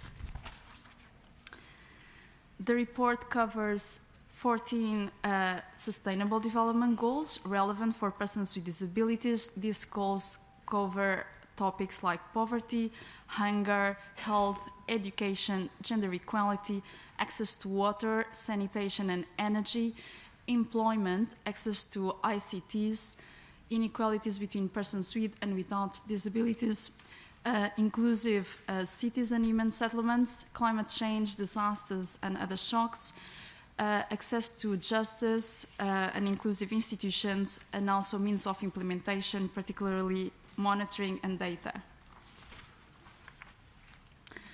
For each of the SDGs, the report reviews data, policies, and programs. And for this review, more than a dozen major disability databases from agencies of the United Nations and other organizations are analyzed in the report, and they cover data for over 100 countries. 1.2 million points of crowdsourced data were also analyzed to inform on accessibility of public places, and legislation of the 193 UN member states were also reviewed for this report. The report also identifies good practices and provides recommendations to achieve the SDGs for persons with disabilities. The report covers also new areas where no global research was previously available. So, for example, the role of energy for the inclusion of persons with disabilities. Many persons with disabilities rely on assistive technology, and some of this technology is electricity dependent. This report has also the first global compilation and analysis of data using the Washington Group's short set of questions. As mentioned before this morning by the Assistant Secretary General, the report counted with expertise from 200 experts from UN agencies, international financial institutions, member states, and civil society, including organizations of persons with disabilities and research institutes. And I take the opportunity to thank now on behalf of DESA, the various UN and other international agencies that contributed to this report, both in human and financial resources, in particular ILO, UNDP, UNESCO, UNFPA, UNHCR, UNICEF, WHO, and the World Bank, as well as the UN regional commissions ECLAC and ESCVA. And thanks also to the numerous experts who worked pro bono for this report, and also within our department to the support and commitment of the UN Statistics Division to collaborate with us for this report. I will now finish with the history of the report, and I'll proceed highlighting some of the key findings of the report. So the report looked at quantitative evidence, and I give here one example of employment to population ratios by geographical regions. The gray bars are employment to population ratios for persons without disabilities, and the orange bars are for persons with disabilities. As you can see, the orange bars are always shorter in all regions than the gray bars. And in other words, persons with disabilities are less likely to be employed than persons without disabilities. Overall, the employment to population ratio is half for persons with disabilities compared to persons without disabilities. So the report also looked at crowdsourced data, as I mentioned before, to look at accessibility of public spaces. In particular, we disaggregated this data by type of place. So here we are looking at public toilets in Australia in 2017. The green points indicate public toilets which are accessible for persons using wheelchairs, and the red dots indicate public toilets which are not accessible for persons with wheelchairs. As you can see, in Australia, the situation is actually relatively good. There are lots of green points in that map. There are some red points here and there, but overall it looks quite good. So we also looked at legislation from the member states, as mentioned before, and I give here an example of voting laws and laws regulating election for public office in countries. So the red parts indicates countries they have exclusions for persons with disabilities. That is, there are some conditions that do not allow persons with disabilities either to vote or to be elected for public office. And you can see that in 128 countries, there are exclusions for voting for persons with disabilities, and in 161 countries, there are exclusions for being elected for public office. And based on this analysis, as well as other analysis of legislation, we can see that many countries still have discriminatory laws in place. We also looked at the barriers that persons with disabilities face. So what is the reason for those outcomes? I give here an example on the use of assistive devices. So we look at data that tell us what was the reason why persons with disabilities stopped using an assistive device. And I'll just highlight here one detail of that chart. So the orange part indicates the persons who said the device was too expensive. They were not able to afford it. And as you can see, in several countries, that percentage of persons that cannot afford the assistive device is quite high. And so this is helpful to inform, policies to promote accessibility of assistive devices. So we also looked at good practices, and I give here an example for inclusive education. So we found that 88% of countries have laws and policies mentioning the right to children with disabilities to education, which is very good. 66% of countries have curricula inclusive of students with disabilities, and 53% have a data collection system for education which is inclusive of students with disabilities. And I will now end just by highlighting some of the recommendations of the report. So the report at the end covers 4 main recommendations to achieve more progress towards the SDG for persons with disabilities. The first one is that there should be a focus on addressing fundamental barriers causing exclusion of persons with disabilities. These include discrimination, lack of accessibility, both in physical spaces but also virtual environments, lack of access to assistive technology and to rehabilitation. The second point is to mainstream disability in the implementation of the SDGs and prioritize progress in SDGs that can catalyze progress across all SDGs. And the report advises to focus on social protection, education, employment, access to healthcare, water, sanitation, and energy. The third point is to invest in monitoring and evaluation of progress towards the SDGs for persons with disabilities. This will require more data and more research. And the fourth point, strengthen the means of implementation of disability inclusive development. Put the right financial resources in place, invest in capacity building of countries to design policies inclusive for persons with disabilities, policy and institutional coherence, as well as multi-stakeholders partnerships. So the report also goes on recommendations for each SDG because each area has its particular challenges.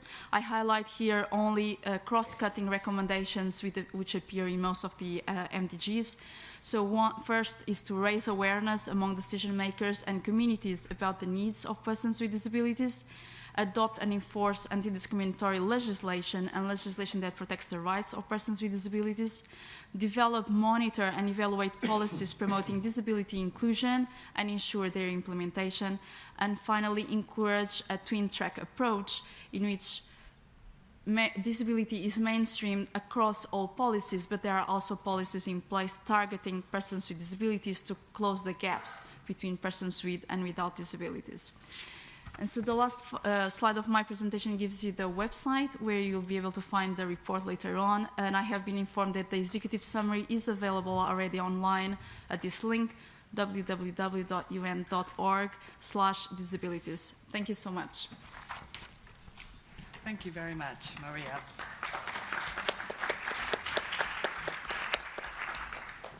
Thank you very much. So we continue with presentations by our colleagues who worked with us throughout this time to produce this report.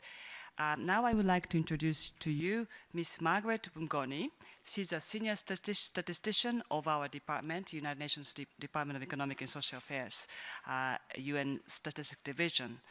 And her her division, UN Statistics Division, was the first division to collect disability data statistics in 1980s, and we have the record from the time that when we initiated the work on disability statistics. It was a very small, again, a project, and then now it has grown to include more stakeholders and more resource that we can use to continue with the work on disability statistics. Ms. Mgoni is a senior statistician, and she is a manager for this disability statistics program. In her capacity of being the manager of this program, she oversees the division's work in terms of international methodological guidelines, and she also provides technical assistance to countries to strengthen national statistical capacity, and also like compilation and dissemination of statistics on disability it's themselves. Other notable achievements in the area of disability include contribution on the development of the WHO International Classification of Functioning and Disability, ICF, and organizing a number of United Nations Statistics Division's seminar on disability measurement that recommended the formation of the Washington Group on Disability Statistics that came into existence in 2001. So without further ado, I would like to give the floor to Margaret. Thank you, Akiko. Good afternoon, everybody. So the presentation, the title of the panel actually is Realizing the SDGs by, for, and with persons with disabilities. So next, please. As I'm sure you've heard so many times before, the 2030 Agenda gives high consideration to persons with disabilities in the context of development. More specifically, the principle of leaving no one behind and reaching the farthest behind first encompass the notion of, actually it puts great emphasis on inclusiveness, reduced inequalities, empowerment, dignity for all, among other things, all of which are very important in the context of persons with disabilities. We also know that the agenda has set targeted actions in the areas of education, employment, urban development, human settlement, among others. Of course, there is poverty and others. And to follow up and review progress in its implementation and to ensure that no one is left behind, the agenda calls for high quality, accessible, timely, and reliable disaggregated data, and also commits to enhance capacity building support to developing countries to increase significantly the availability of disaggregated data by disability status, among others. So it's my pleasure to inform you that my division coordinated and also contributed to the part of the flagship report that looks at increasing the availability of data disaggregated by disability, that is target 17.18. And, next, please. Related to this is the fact that the Statistical Commission at its last session, that's the 49th session in March of this year, called upon my division, the UN Statistics Division, of course in collaboration with others, to compile and analyze national information in order to understand what is going on. So what I'm talking about relates both to looking at availability of data in the countries and also in regard to what the Commission has called upon. So UNSD in collaboration with the UN regional commissions, has sent a request to countries earlier this year to compile available statistics on disability. And so far, we've obtained responses from 106 countries or areas. And to disseminate the information for wider accessibility, we've developed a UN disability statistics data portal to actually replace what we had before on the website. So through the portal, we have information on the prevalence, the social demographic and economic characteristics, comparing persons with and without disabilities, on living arrangements and living conditions. So what you have on the screen, what is shown in red, is where we already have information on the data portal. For instance, on the types of disability, but of course also on the preference, and on educational characteristics, literacy, education attainment, and school attendance, comparing those with and without disabilities, on economic characteristics regarding activity status, occupation status in employment. With regard to living arrangements, we have information comparing persons with and without disabilities as to whether they live in households or in institutions. And with amenities, we have information on the source of drinking water supply and the type of toilet. So we are still working on others, and they will become available as information becomes validated. So the following two slides actually show examples of what we have in the data portal. The first one is information from Canada on the prevalence of disability by type. The next one is from Bosnia and Herzegovina. It's on activity status by age group, comparing persons with disability on the left-hand side and those without on the right-hand side. So I'm rushing through because I don't have much time.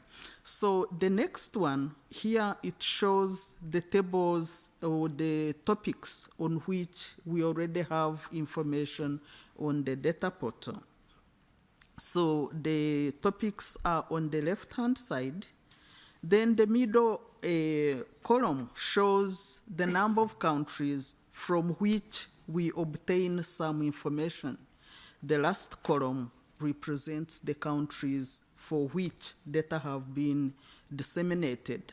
So much as we get information, or we got information for various reasons, including inconsistencies, even within the same table, inconsistencies between different tables, sometimes we are not able to disseminate, so we are still following up with the countries. So finally, I want to look at some conclusions as well as the way forward. So what have we learned so far regarding availability of information? Not surprisingly, the availability differs among countries and also by topic. If you go to the previous slide, which we are not going to do, you'll find that the number of countries is not the same for all the topics. For some, we have fewer countries than for others. Also, the sources of data, because we asked countries to let us know the sources from which they collect information. And there are differences among countries regarding whether it's from surveys, censuses, or admin sources. And also, given also the fact that there are all these problems encountered in the information provided the countries, we can surmise that processing of data may be a challenge for some countries and something needs to be done. So what are future plans? This is the conclusion.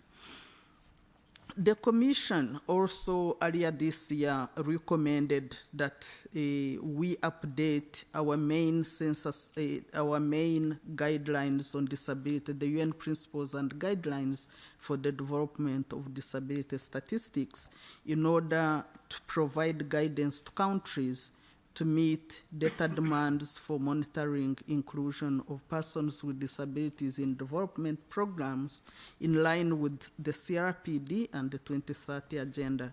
And work has started, and we are collaborating also with our sister division on inclusive development on this. And we will continue to update and analyze the data in the data portal, and also to provide capacity building to countries.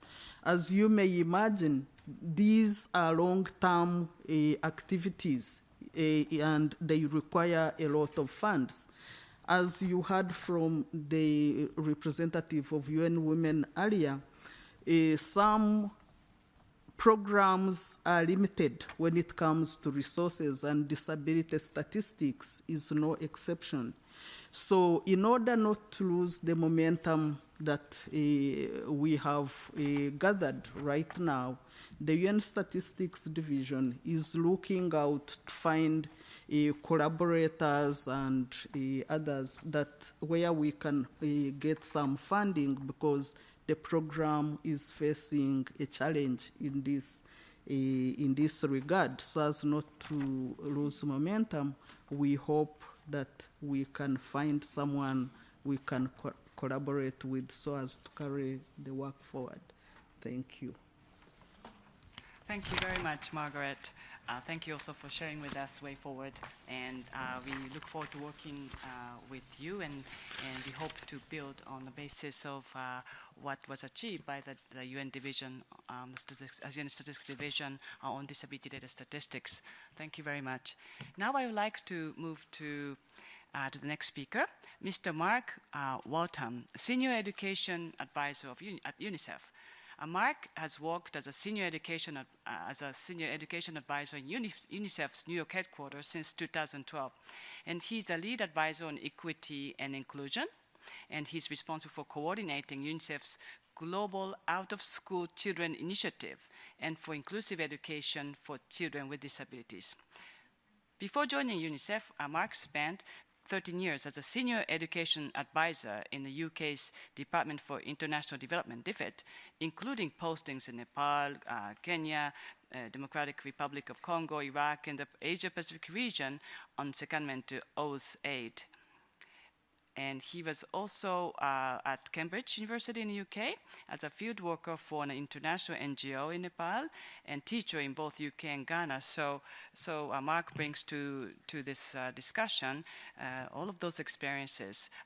We wish we had a lot of time to discuss all of those experiences, but we only have a few minutes. But then I'm sure you hear the essence of his experience, his many years of experience in related to disability.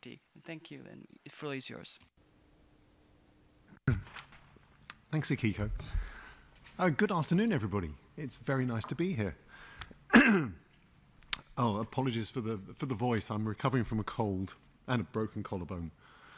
I want to talk to you about education. I've been an education advisor for many years, and particularly the Sustainable Development Goal, number 4, on education, and the Convention on the Rights of Persons with Disabilities, particularly General Comment 4. So, as everybody knows, education is a human right. In my opinion, I'm an education advisor, it is the most important human right because it is an enabler. It's a human right in itself, and it's also an enabler of other human rights. And more than that, it is our most effective weapon against poverty.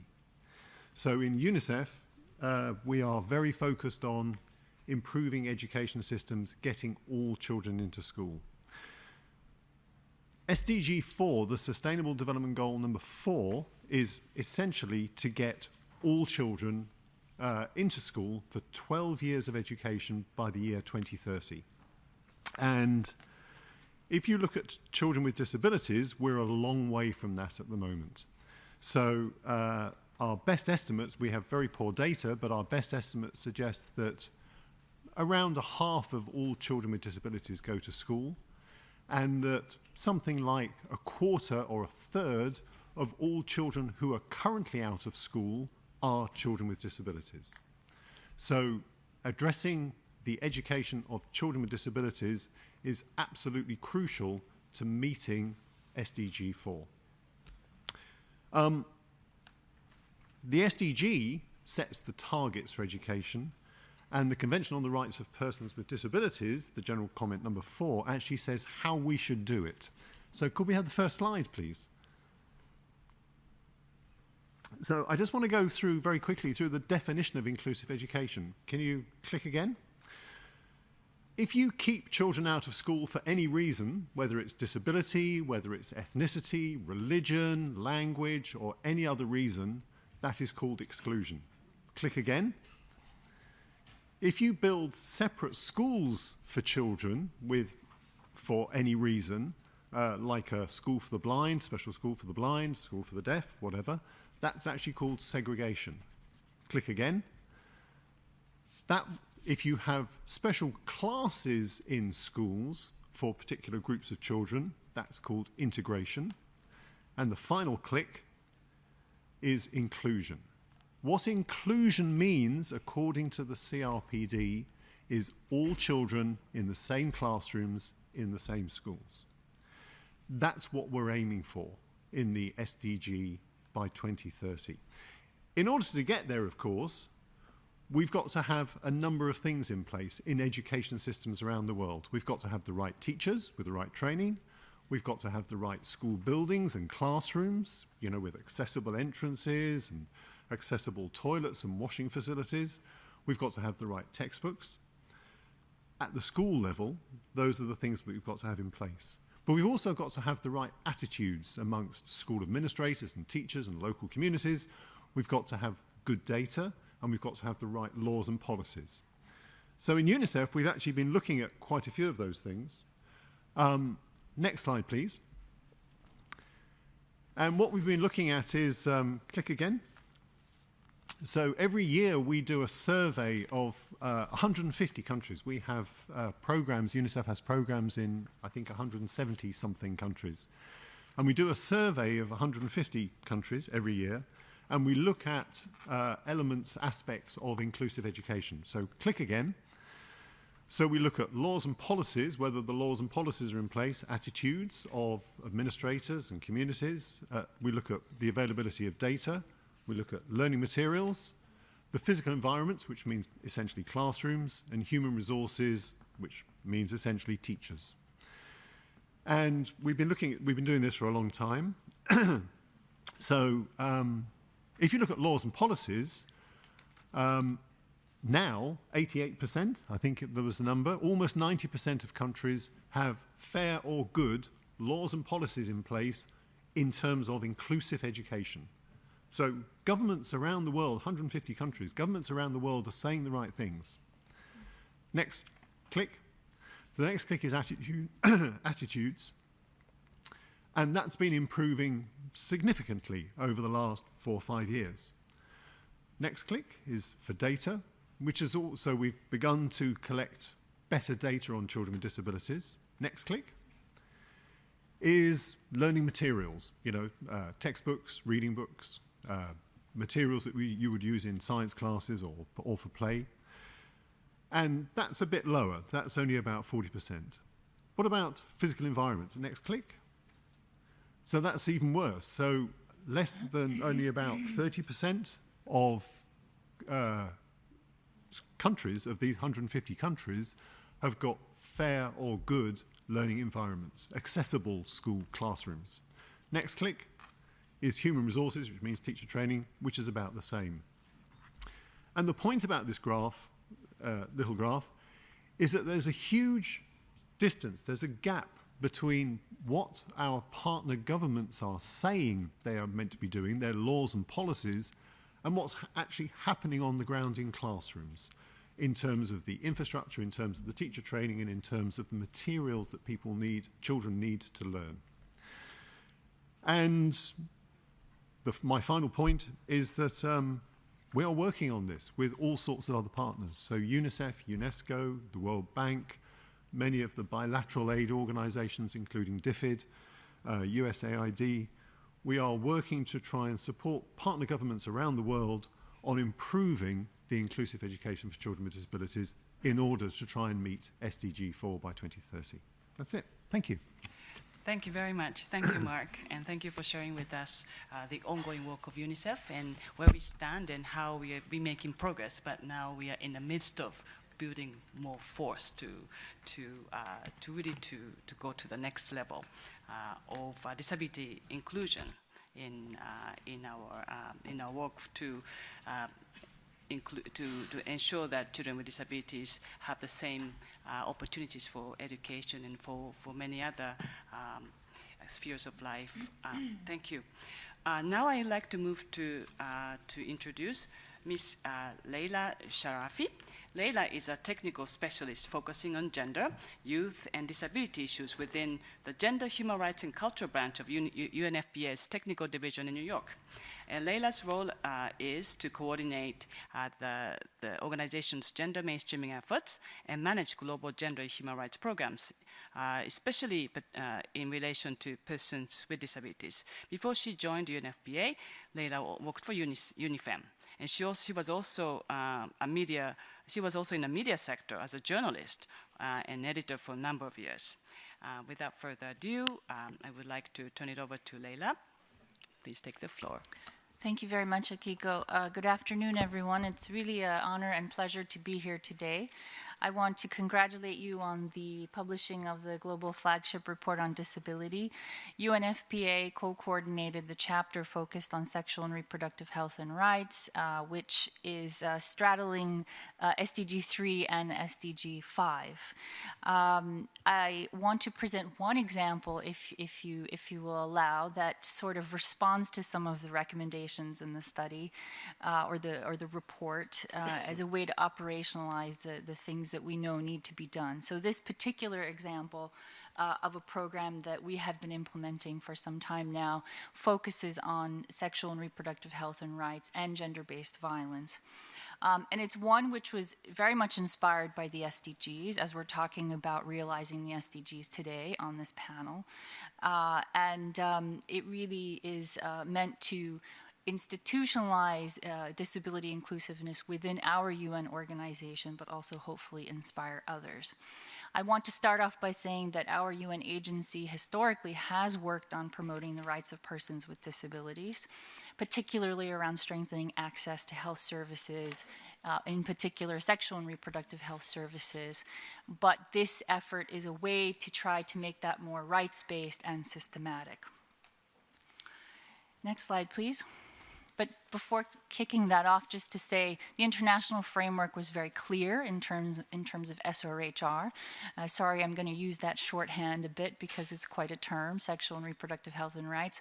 CRPD was very explicit about SRHR in Articles 23 and 25. The International Conference on Population and Development's Program of Action also called on states specifically talking about SRHR, persons with disabilities, and there are other normative frameworks, of course, that have talked about these things, and of course the SDGs is one of them. Next slide, please.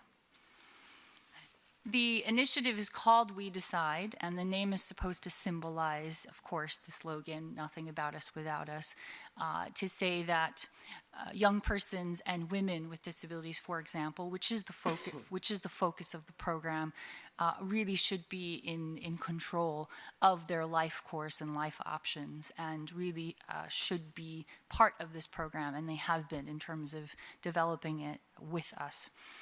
The initiative centers on SRHR, but also a very important issue which to date has not been talked about enough, and that is gender-based violence.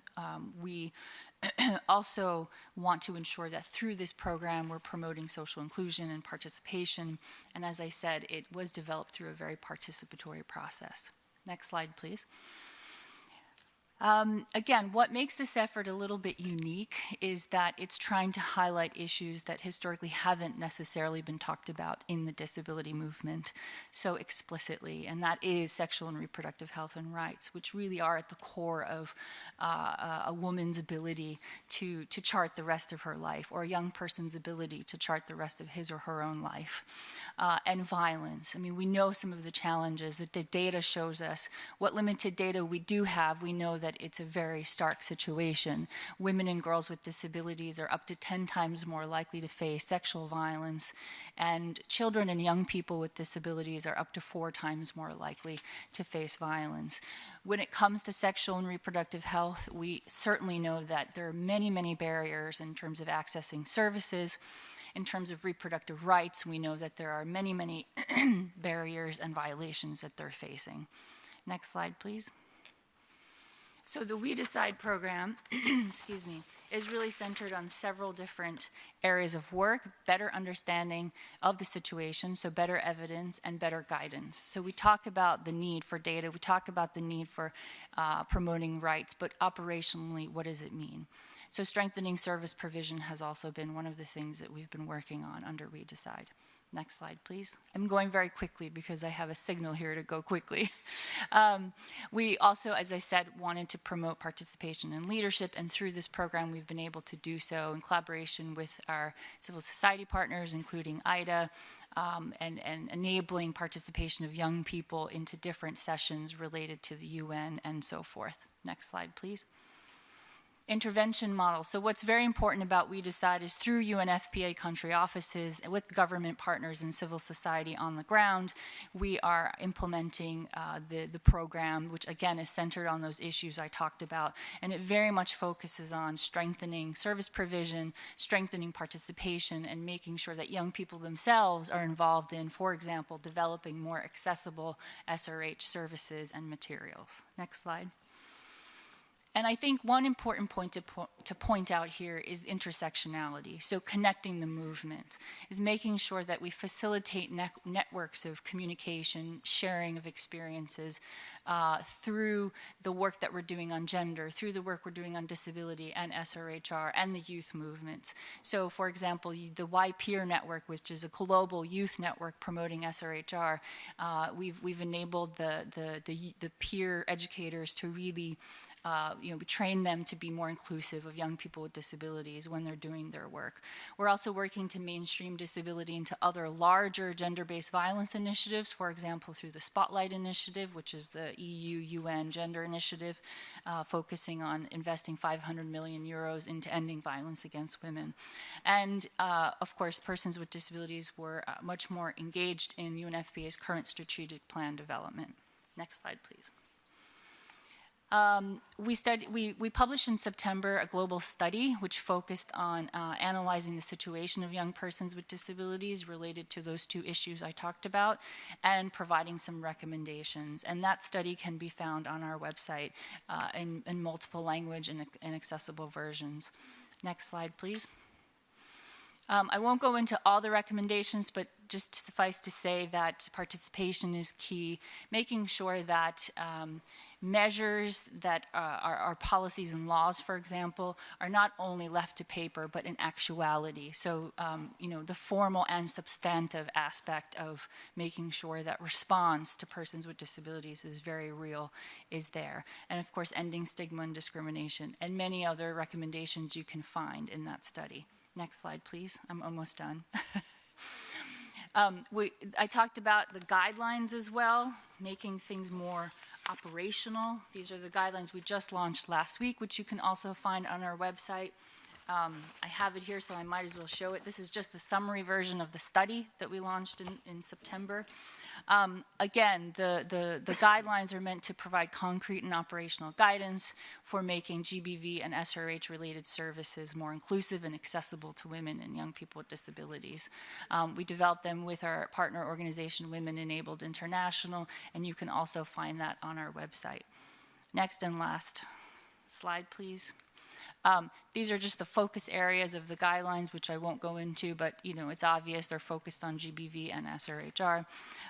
But just to say that, again, this is one program, and programs come and go, and we know that. But this particular program has really helped us internally, again, as a UN agency, institutionalize the approach and be more disability inclusive within our own strategic plan for the next 4 years. For example, our programs focused on midwifery, are training midwives to ensure that they're more responsive to women and girls with disabilities who are pregnant and going into labor.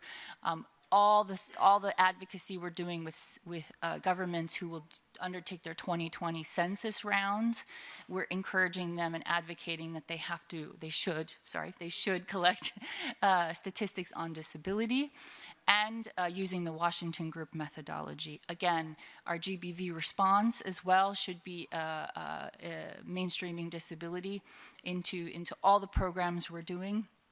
And we're also going to publish out-of-school comprehensive sexuality education guidance for out-of-school youth, and they will also have a module on children with disabilities. So with that, I think, thank you. Thank you very much, Leila. So thank you very much for sharing with us the leadership of UNFPA and from the gender and also more intersectionality lens for addressing the situation of persons with disabilities, and also contribution to our report. Thank you. And now I would like to move to Ms. Sarah Rattray, Global Policy Specialist for Human Rights of UNDP. Sarah is the lead advisor for UNDP for Disability, Inclusive Development, and Human Rights. Sarah has worked for 17 years in the UN system in Bosnia, Afghanistan, Kosovo, and also in headquarters on a variety of issues, including governance, human rights, and protection. And also she supported the issue of rule of law, and access to justice, and disability inclusive development. So without further ado, I would like to give the floor to Sarah. Thank you very much, Akiko, and good morning, good afternoon to all of you. It's a pleasure to be here. I'm sad that I don't have a PowerPoint.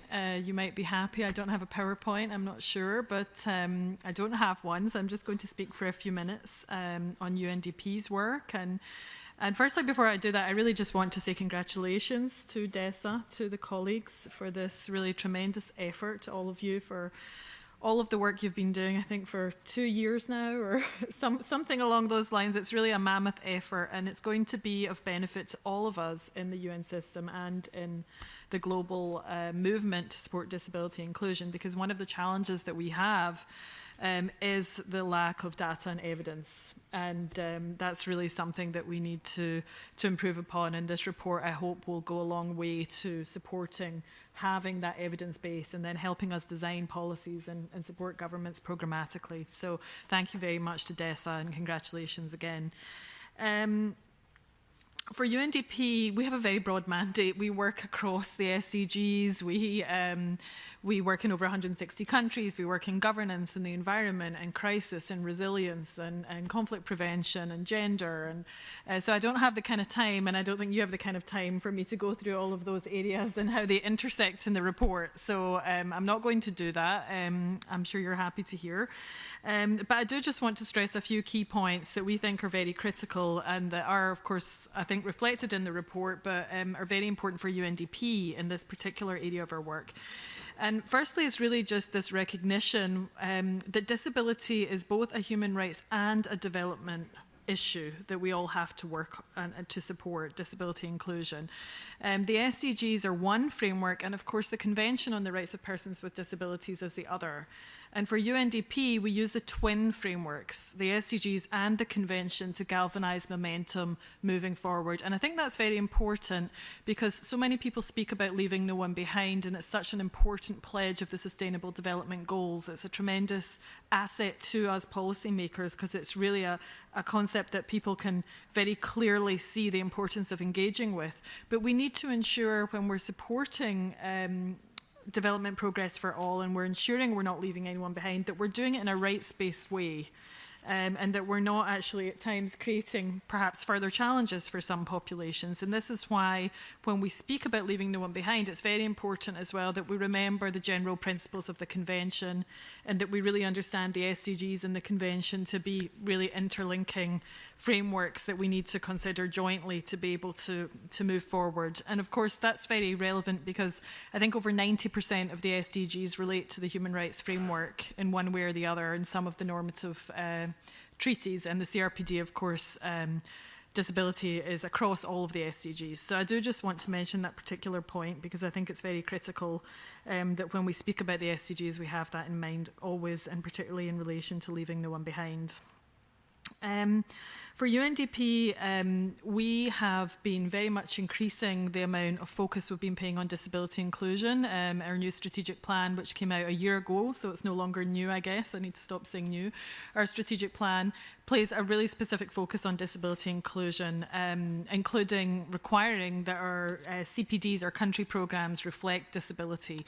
And that's a big, important movement for UNDP. But it's really a reflection of a lot of work that's already been going on around the world that UNDP has been partnering with other sister entities and also on our own. I think we've been working in over 90 countries now on lots of different areas of support. And we also launched our guidance on disability inclusive development today, which you can find on the website. And that speaks about a lot of country examples. It speaks about a lot of areas of our mandate, how we're approaching these issues, recommendations for programming, and so on and so forth.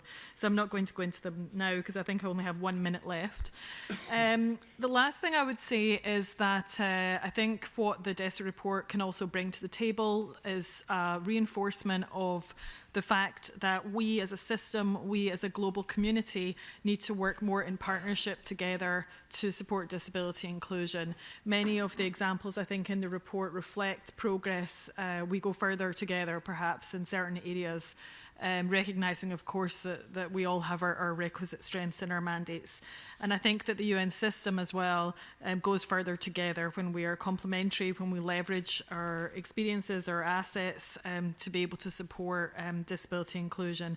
And in this regard, we're really excited, of course, about the Secretary General's announcement earlier this year that the system will be looking towards adopting system-wide policy on disability inclusion and accountability and action in that regard. And I think that the evidence from the DESA report will help us as we take that off the ground and we really look more at programming and actually support in countries, which is of course what I think we're most interested in seeing progress on.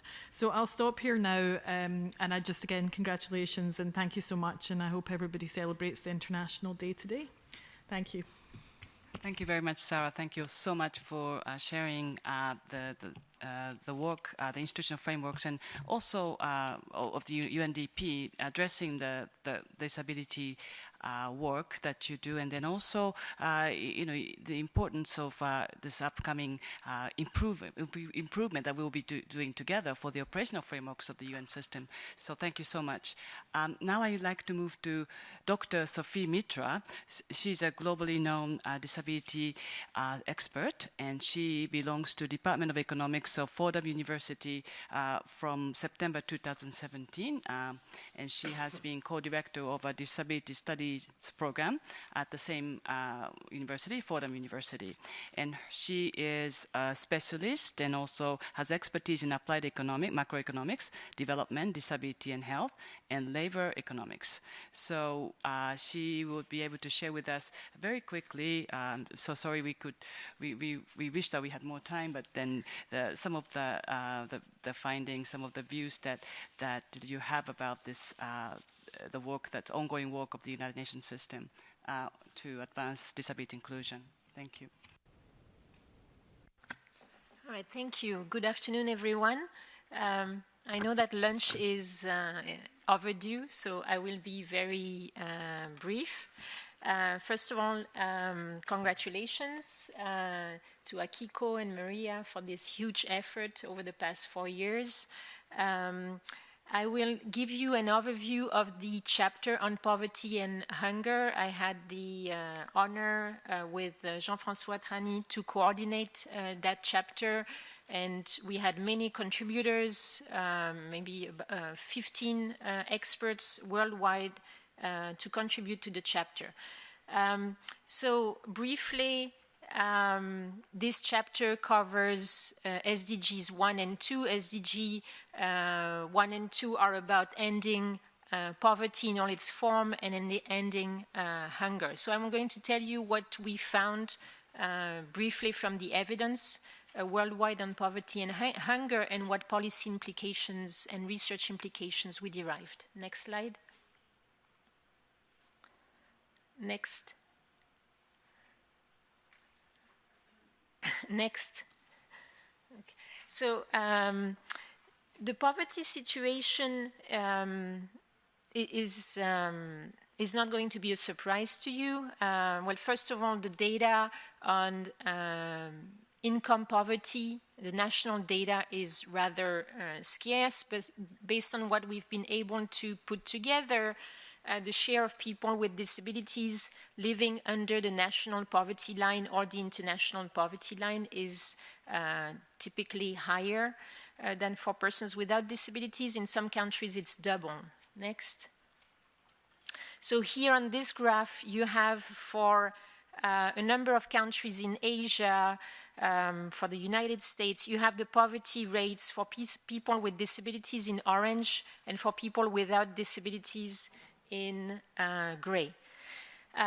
So, for instance, in the Republic of Korea, the poverty rate is 13% for people without disabilities, as high as 35% for people with disabilities. Right? So, a very high income poverty gap in the Republic of Korea, according to this study. In all countries represented in this graph, there is a gap. The size of the gap varies, but there is a significant gap. Next. Next. So, previous one, sorry. So poverty is often measured through household expenditures, and that's the case for the World Bank poverty statistics. You must have heard of the $2.25 a day poverty line that is used. So for household expenditures-based poverty measures, we have to be a little careful because households with disabilities often incur additional expenditures, health, transport, etc. So the use of such statistics, as a result, needs to be, we need to use such statistics very carefully. Next. Here you have a graph with results on multidimensional poverty rates. It's another way to approach poverty, looking at the deprivations that individuals may experience. So no employment or no education, poor living conditions. And in all countries represented here, all 22 countries, persons with disabilities have higher rates of multidimensional poverty. Next. The hunger situation is similar to the poverty situation, with higher propensity of food insecurity. Next. So we have a number of recommendations in the report. I'll let you read them. They're about social protection. So here you have the recommendations in terms of removing barriers, making programs accessible, social protection programs, but also banking services. Next. And we have recommendations regarding data and research as well. We were able to compile results, but it was very hard. There is very limited data and research on poverty globally at this point. Next, and this is my last slide. And to add my 2 cents, there's a lot of data, new data that is available on disability that could be used for poverty analysis. So I think we can do a lot more data analysis, but of course we need more data and capacity building investments to be able to monitor poverty for people with disabilities in the future and build national and global monitoring systems for poverty. Thank you. Thank you very much. I'm very sorry. We have to apologize, and thank you very much for interpreters for staying after after 1 p.m. And I'm so sorry that we are running out of time, and we wanted to have more interaction. But perhaps we are going to continue discussing a number of issues that was presented at this forum today, at this panel today. And I look forward to your participation in our next meetings, next panel discussions. And thank you so much for your participation. Thank you. Thank you to all our colleagues, and thank you to the audience.